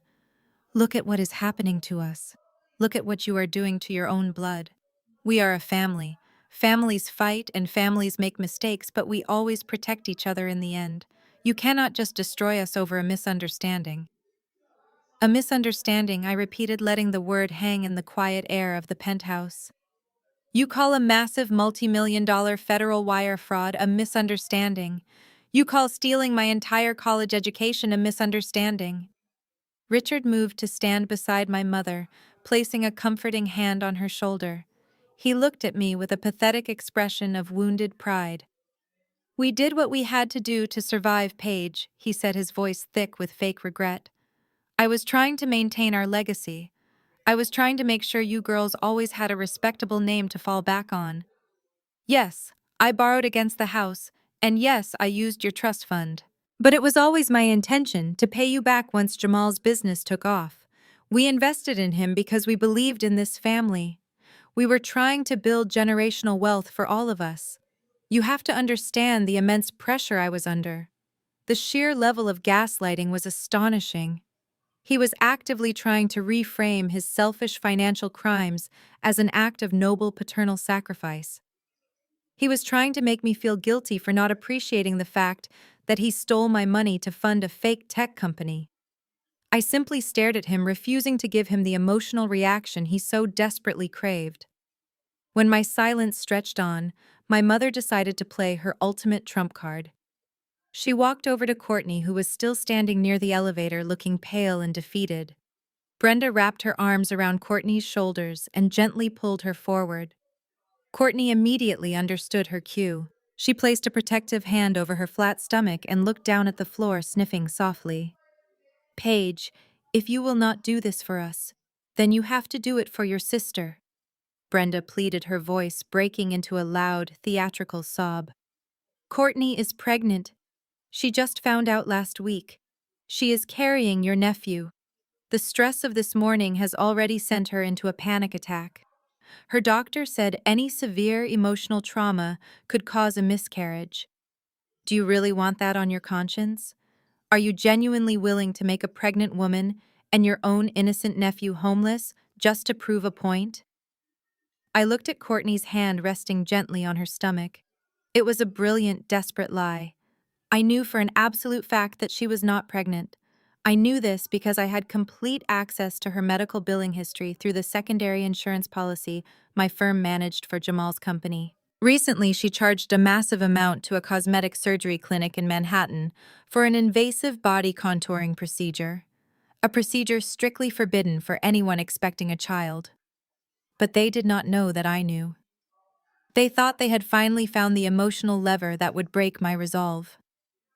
Brenda sobbed louder, leaning her head against Courtney's shoulder. Richard shook his head, wiping a fake tear from his eye. They were orchestrating a masterclass in emotional manipulation, trying to trap me in a psychological corner where any refusal to help them would make me an absolute monster. They wanted me to believe that by enforcing the law, I was actively harming my unborn nephew. The boiling point had been reached. The heavy silence in the room was thick with their toxic expectations. They waited for me to crumble. They waited for me to apologize for being cruel and unlock their stolen wealth. I looked at them completely wrapped in their sickening lies. I did not feel guilt. I felt absolute pure disgust. I turned my back on them and walked over to the built-in mahogany cabinets lining the far wall of my kitchen. I did not scream. I did not cry. I did not engage with their hysterical theatrics. I simply reached into the lower drawer and pulled out a massive, heavy binder. It was a 500-page dossier containing every single financial transaction they had executed over the last 10 years. I walked back to the kitchen island and slammed the thick binder down onto the marble surface. The loud crack echoed through the penthouse, causing all four of them to physically jump. The silence returned instantly, heavier and more suffocating than before. I rested my hands on the binder and looked directly at my mother. "You want to talk about family loyalty?" I asked, my voice echoing with clinical precision. "Let us look at the actual data." I flipped open the heavy cover. The first page was a summary sheet printed in stark black ink. I slid it across the marble toward my father. "Read the total liabilities, Richard. $4.2 million in defaulted residential mortgages. You have not made a single payment on that Connecticut estate in 24 months. You have been living in a house owned by my firm while demanding I respect your superior social standing." My father stared at the document, his face turning the color of ash. He opened his mouth to speak, but I immediately cut him off. I turned to the next section. "Let us move on to your brilliant son-in-law," I continued, locking eyes with Jamal. Jamal swallowed hard, taking a small step backward. Apex Innovations was officially funded by secondary venture loans secured against the equity of the house, but the money did not go toward software development. I flipped the pages rapidly, pointing to the highlighted columns. "On October 12th, you used $85,000 of that venture capital to put a down payment on the luxury sports vehicle currently being impounded in the driveway. On December 1st, you spent $42,000 on private aviation to Aspen, and the diamond Rolex you were waving in my face last night trying to humiliate me." I pulled out the exact receipt. "Purchased on March 15th for $60,000 using funds directly siphoned from my parents' retirement accounts. You are wearing my parents' financial future on your wrist while they face absolute bankruptcy." My mother gasped, looking at Jamal in sheer horror.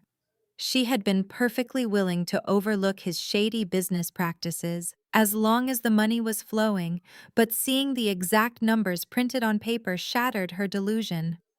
Jamal shook his head frantically, holding his hands up in defense. "Brenda, that is not true," he stammered, his voice pitching into a pathetic whine. "She is fabricating these documents to frame me. I swear to you I used that money for corporate networking. It is completely standard procedure for a tech startup."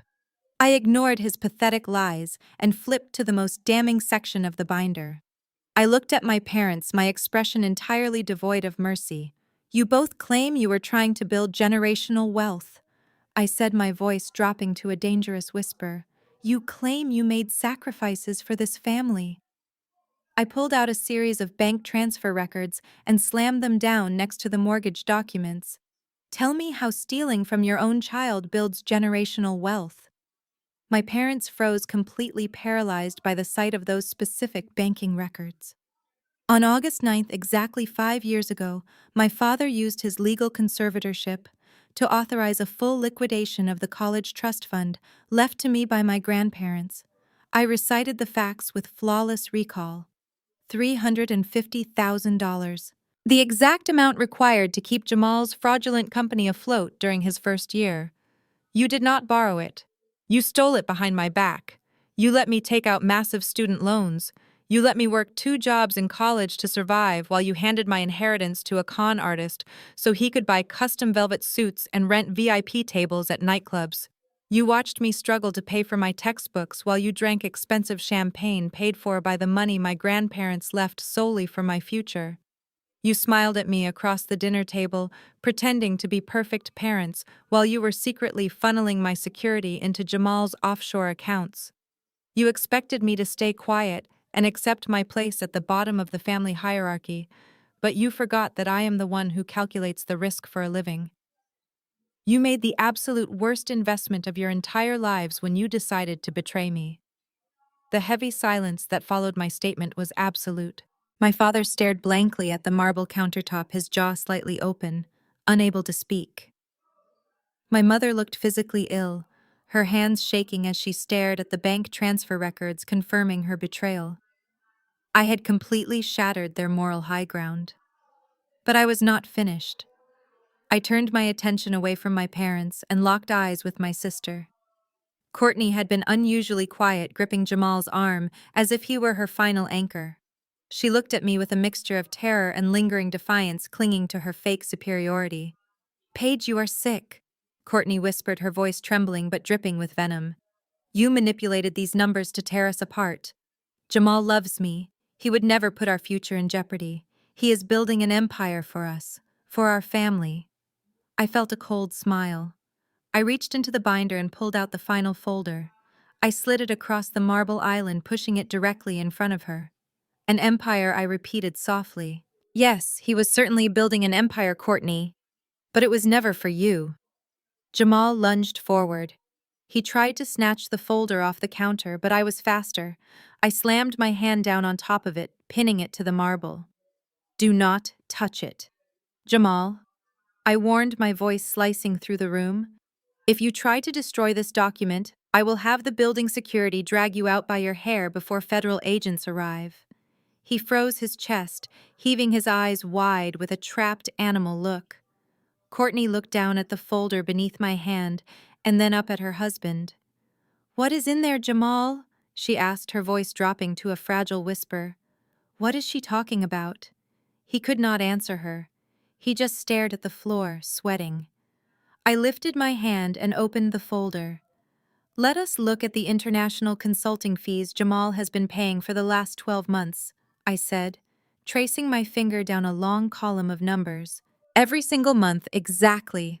$50,000 has been wired from the corporate account into a private offshore account located in the Cayman Islands. A total of $1.5 million has been siphoned out of this fake company and safely hidden outside federal jurisdiction." Courtney frowned, shaking her head. "It is an offshore tax shelter," she argued, repeating whatever financial jargon Jamal had likely fed her over the years. "Rich people do that all the time, Paige. It is a legitimate business strategy to protect corporate assets. It is a brilliant strategy," I agreed, keeping my eyes locked on her. "But corporations require registered owners." I ran a forensic trace on the Cayman Islands shell company receiving these massive wire transfers. It is not registered to his business. It is not registered to Jamal. And it is certainly not registered to you, Courtney. I pulled out the incorporation document. I handed it directly to her. I watched her perfectly manicured hands tremble as she took the paper. "Look at the name of the sole proprietor," I instructed. Her eyes scanned the page. "Who is Mia?" I asked quietly, watching the blood drain completely from Courtney's face. "Who is the 22-year-old Miami fitness model who owns the Shell Corporation holding your husband's $1.5 million?" Courtney stopped breathing. The paper shook violently in her hands. She looked up at Jamal, her eyes begging him to call me a liar. "Jamal, tell me this is fake," she pleaded, her voice cracking. I did not give him the chance to invent another lie. Mia is the woman who lives in the luxury oceanfront condominium that Jamal leases using your father's venture capital loans, I stated, delivering the crushing blow with absolute precision. She is the woman driving the white sports vehicle registered to his company. He has been systematically draining your parents' equity and my stolen trust fund to build a secret life with his mistress. He was preparing to vanish to the islands and leave you holding $4 million in debt. The penthouse was completely dead silent. The truth was undeniable and absolute. The golden child, the sister who had slapped me and called me a pathetic failure, was currently looking at the physical proof that her entire existence was a calculated lie. Her husband did not love her. He was actively destroying her, and I was the only one who saw the entire board. The smug, arrogant woman who threw a glass of wine on herself to get me kicked out of our parents' house on Christmas Eve was now standing in my home entirely broken and utterly alone.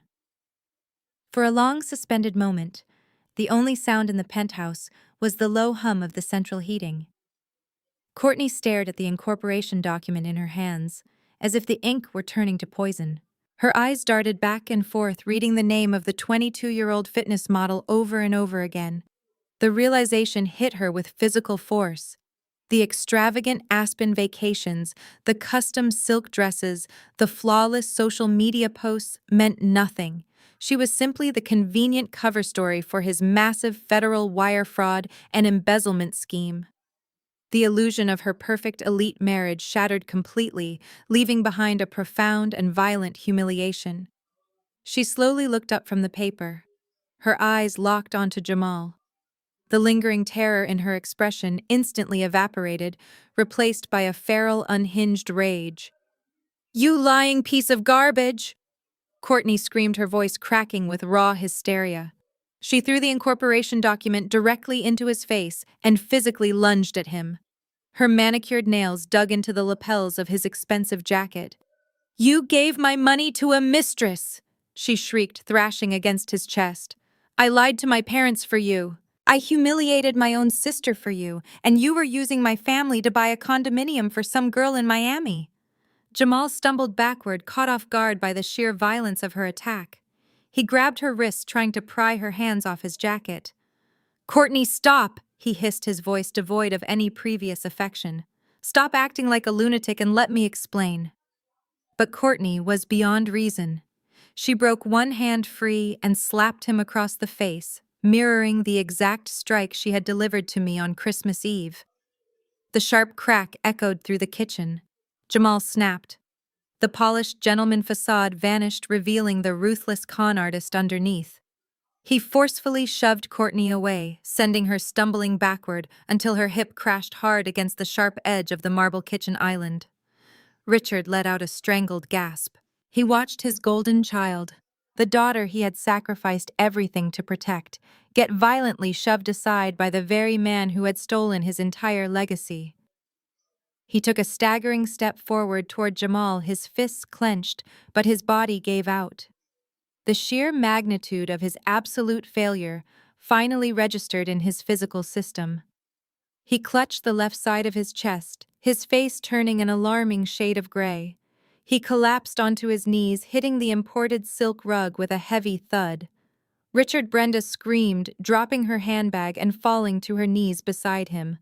My father could not speak. He just knelt there, clutching his chest, gasping for air as he stared at the ruined fragments of his family.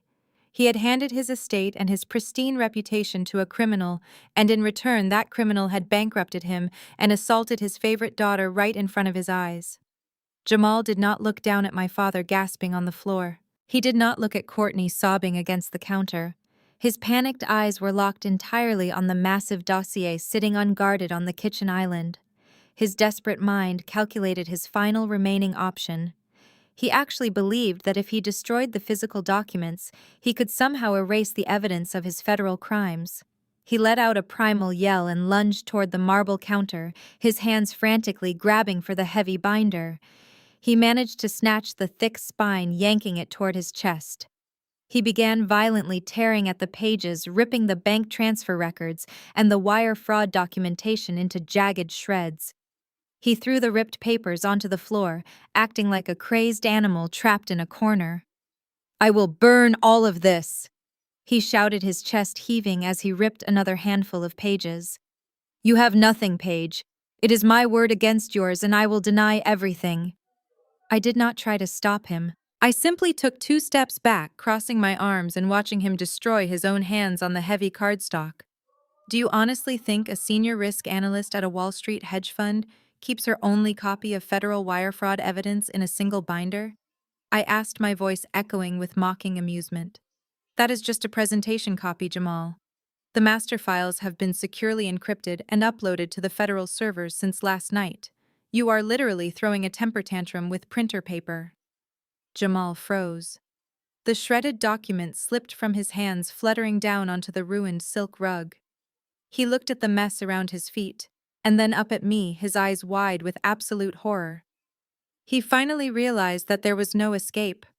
Jamal stood frozen in the center of the kitchen, his chest heaving with exhaustion. Pieces of torn cardstock were scattered across the floor like dirty snow. His expensive Italian leather shoes were surrounded by the shredded evidence he thought would save him. The reality of my words settled over him like a physical weight. There was no fire he could start, no paper he could rip to erase the digital footprint of his massive financial crimes. He looked at his shaking hands, realizing he had humiliated himself for absolutely no reason. He acted like a cornered animal in a cage he built himself. I did not offer him any pity. I turned away from the ruined binder and walked slowly across the living room. The contrast between my calm movements and the absolute chaos of my family was sharp. My mother was still on her knees next to my father, crying hysterically, while Richard gasped for air on the rug.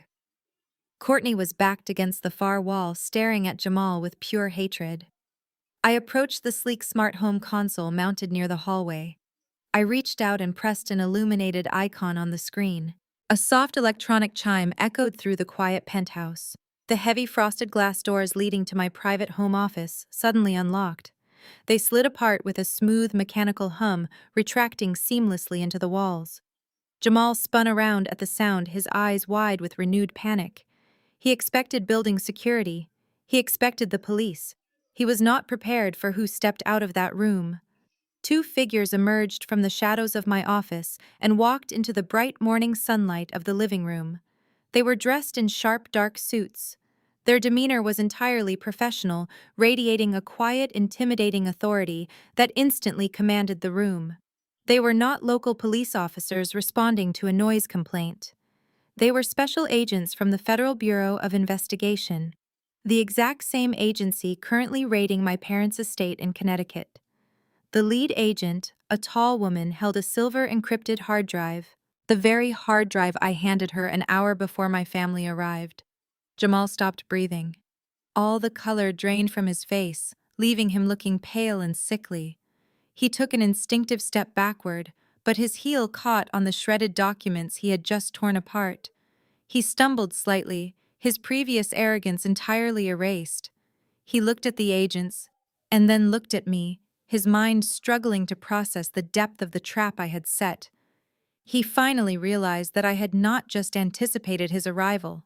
I had completely orchestrated it. "I invited them over this morning for a coffee," I said, breaking the heavy silence.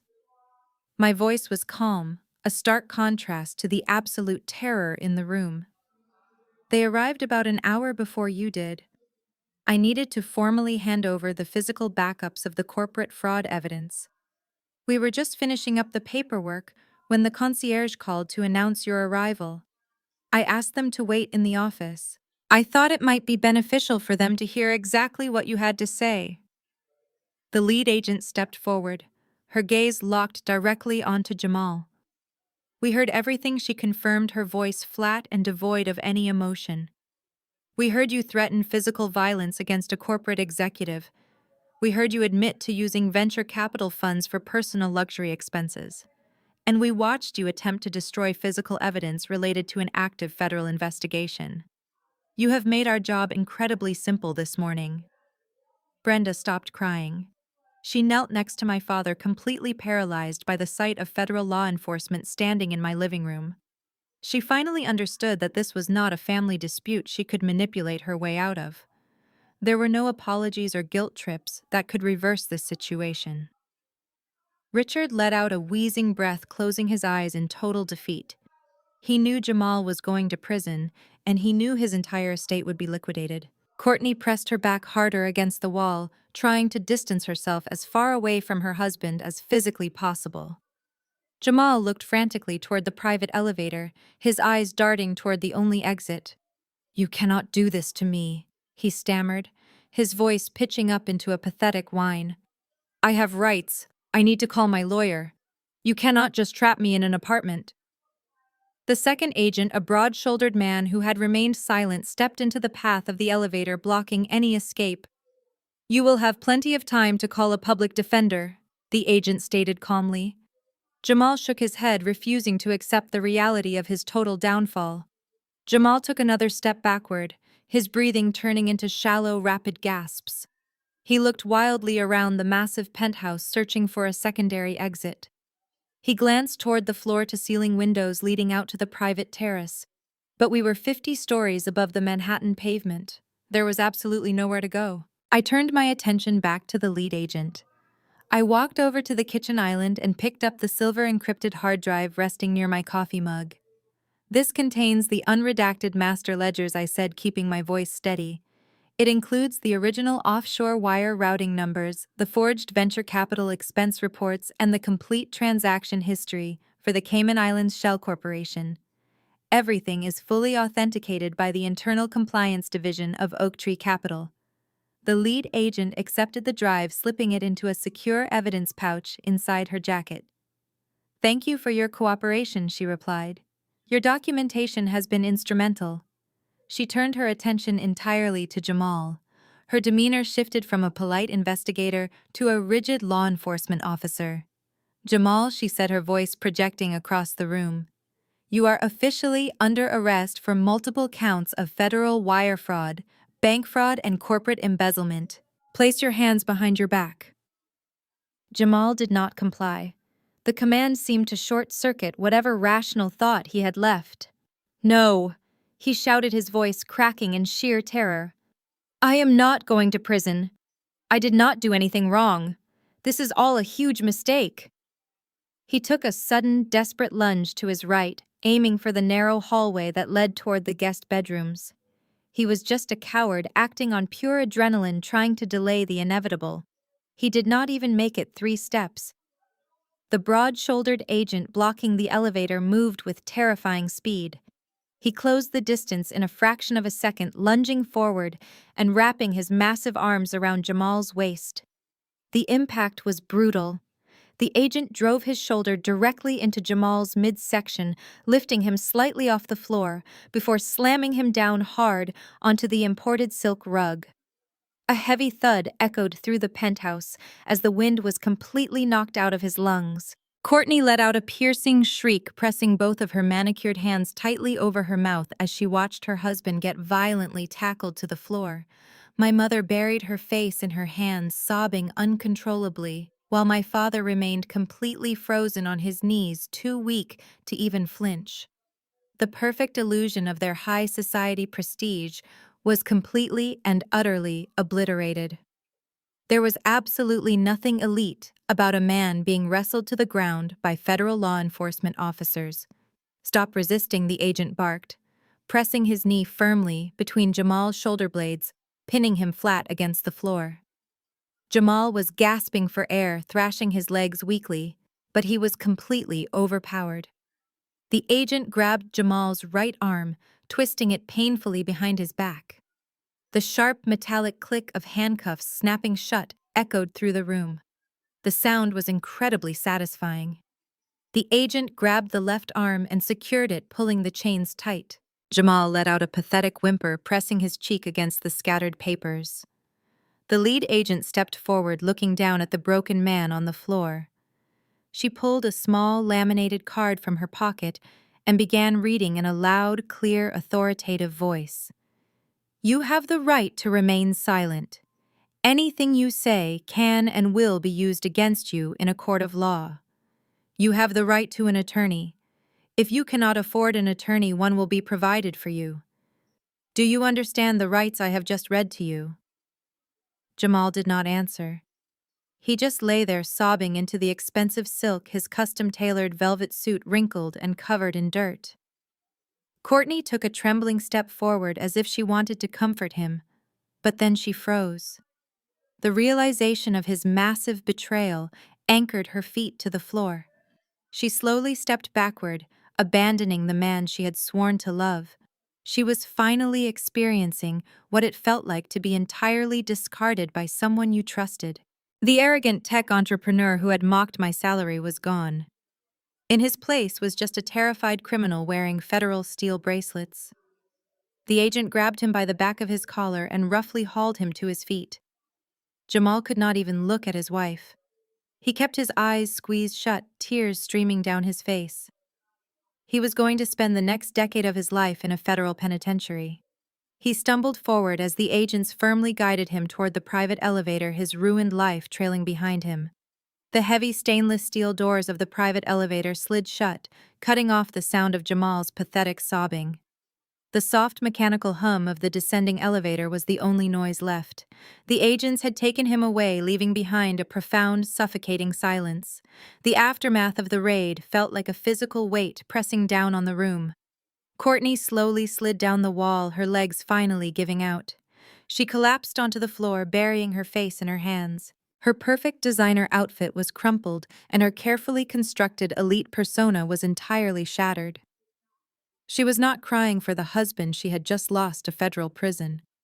She was mourning the permanent loss of her fraudulent wealth and the absolute destruction of her social status. The sister who had mocked my salary just hours ago was now facing a future of crushing debt and public disgrace. My father remained completely unresponsive. He knelt on the imported rug, staring blankly at the shredded documents scattered across the floor. The patriarch who had ruled our family with iron-fisted arrogance was completely hollowed out. But my mother was different. Brenda possessed a terrifying survival instinct, allowing her to instantly pivot whenever cornered. She watched the elevator doors close and realized the fake empire was gone forever. Jamal was no longer her ticket to high society. He was a convicted felon who drained their accounts. She needed a new anchor. She wiped her tear-stained face, taking a shuddering breath as she turned her attention back to me. She looked around the massive penthouse, calculating the value of my authentic wealth. She shifted her weight, crawling across the rug until she was directly in front of me. "Paige," she whispered, adopting a sickeningly sweet tone. "You have to save us. You are the senior director. You have the power to stop the foreclosure. If you cannot reverse the seizure, you must buy the Connecticut house yourself. You make millions. You can purchase the estate and let us stay there. We can say we transferred the deed for tax purposes. No one in our social circle needs to know the truth. You can protect our family name." I stared down at the woman who gave birth to me. The sheer audacity of her request was almost difficult to comprehend. Less than 48 hours ago, she had demanded I get on my knees to apologize for a staged accident. She ordered me to write a $5,000 check to replace a dress I did not ruin. Now she was on her own knees begging me to spend $4 million to maintain her fake aristocratic lifestyle. She did not express a single ounce of remorse for stealing my college trust fund. She did not apologize for enabling a criminal to embezzle my inheritance. Her only concern was making sure her wealthy country club friends did not find out she was completely broke. "You want me to buy your house?" I asked, my voice echoing with clinical detachment. "You want me to purchase the very same house you threw me out of 2 nights ago. You want me to use my money to shield you from the consequences of your own catastrophic greed." Brenda nodded frantically, reaching out to grasp the hem of my trousers. "Yes, Paige, please," she pleaded desperately. "You are a good daughter. You are our blood. You would never abandon your parents in the street." I took a deliberate step backward, pulling my clothing out of her desperate grasp. I looked at my mother kneeling on the floor, my father paralyzed by defeat, and my sister sobbing against the wall. I felt absolutely no shred of sympathy. I reached out and tapped the communication button on the smart home console mounted next to me. "David," I said, speaking clearly into the intercom. "Please send the building security team up to the penthouse immediately. I have 3 unauthorized individuals who are refusing to leave the premises." The concierge responded instantly, confirming the security team was on the way. Brenda gasped, her eyes widening in absolute horror.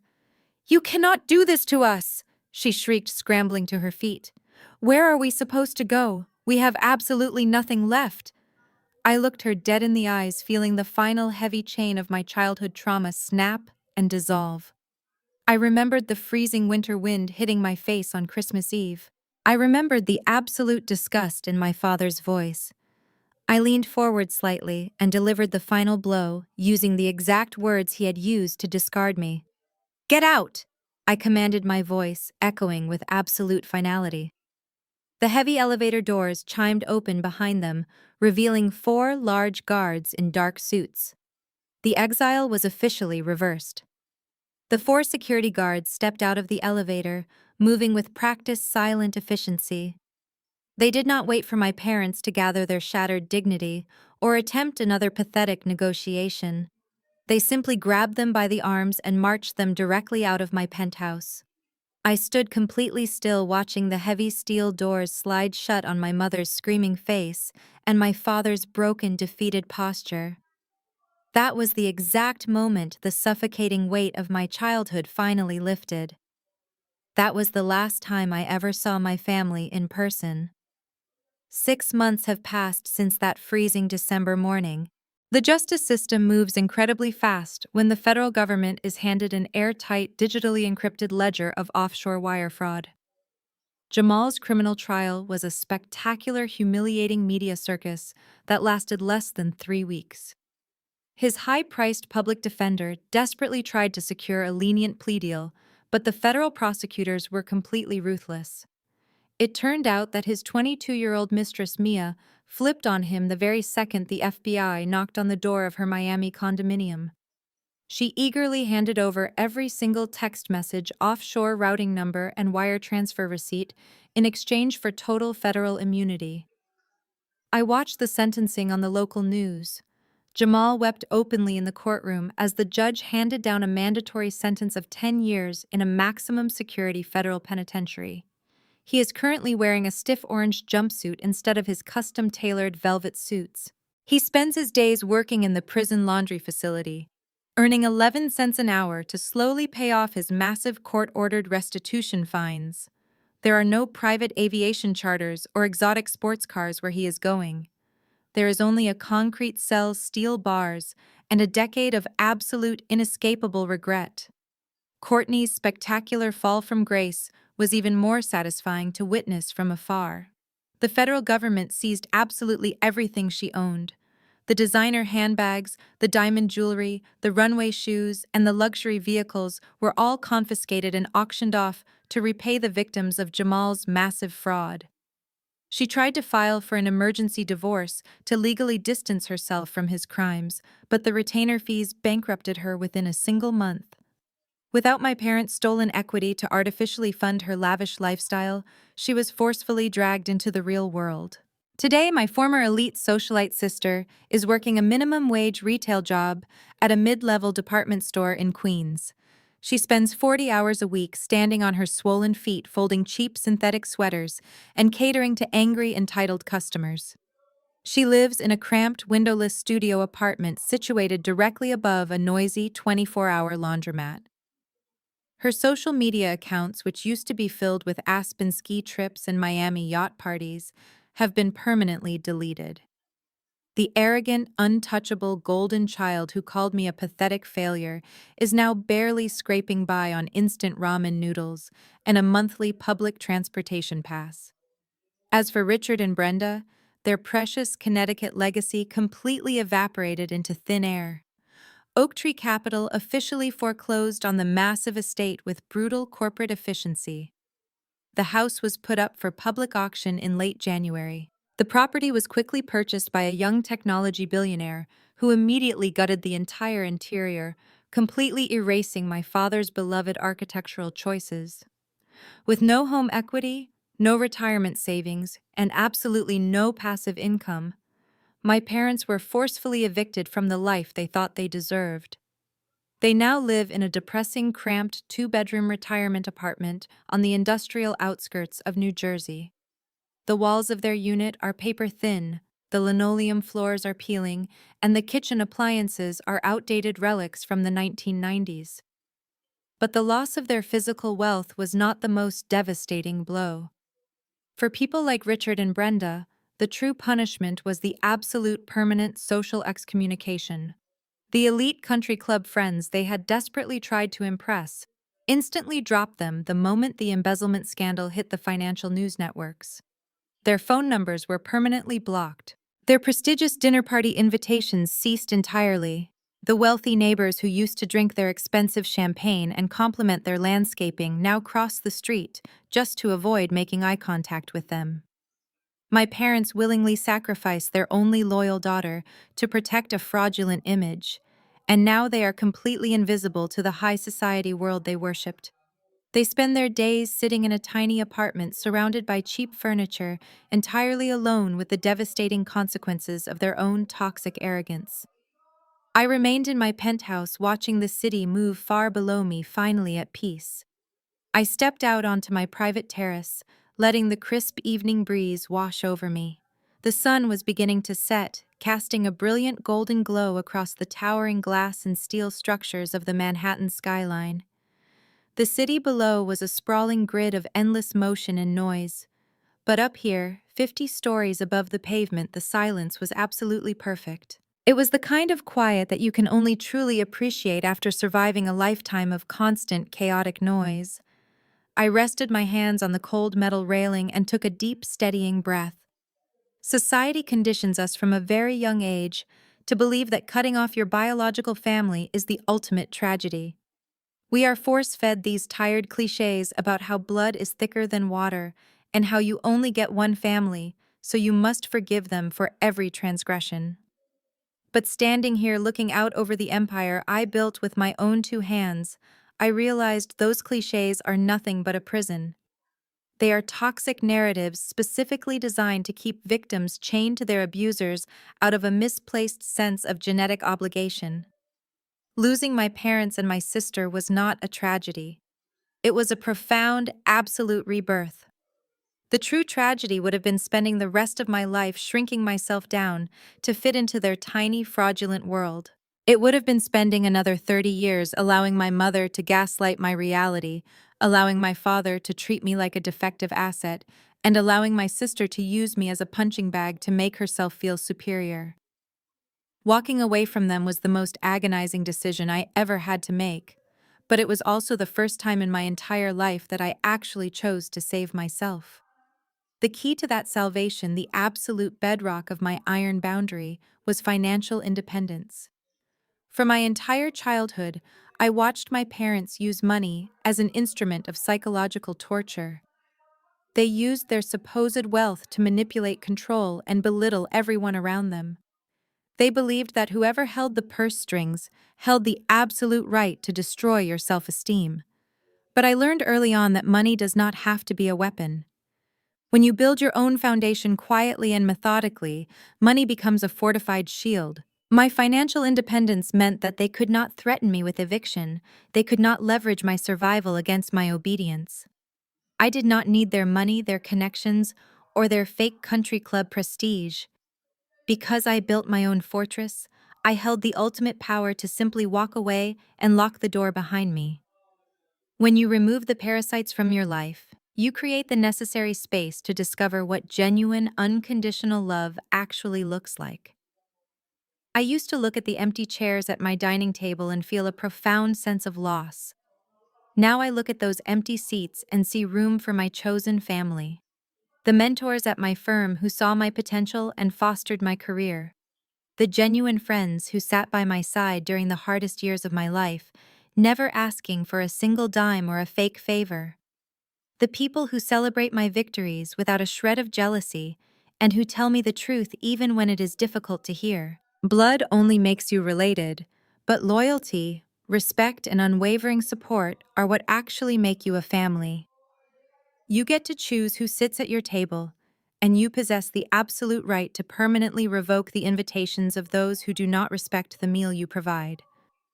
We all have that moment, that specific breaking point, where the pain of holding on to toxic people finally outweighs the fear of letting them go. It is terrifying to step out into the cold blizzard and realize you are entirely on your own. But I promise you, the absolute freedom waiting on the other side of that door is worth every single tear. You do not owe your abusers your presence simply because you share a genetic code. You owe it to yourself to build a life where you are respected, valued, and protected. If my story resonated with you today, I want to hear from you. Have you ever had to draw an iron boundary with toxic family members? Have you ever walked away from people who tried to use your loyalty against you? Drop down into the comments section right now and share your own stories of survival and rebirth. Your experience might be the exact motivation someone else needs to finally walk out that door and start building their own fortress. Do not forget to hit that like button to support the channel and make sure you subscribe so you never miss another story. Thank you for listening, and remember, your peace is always worth the price of admission.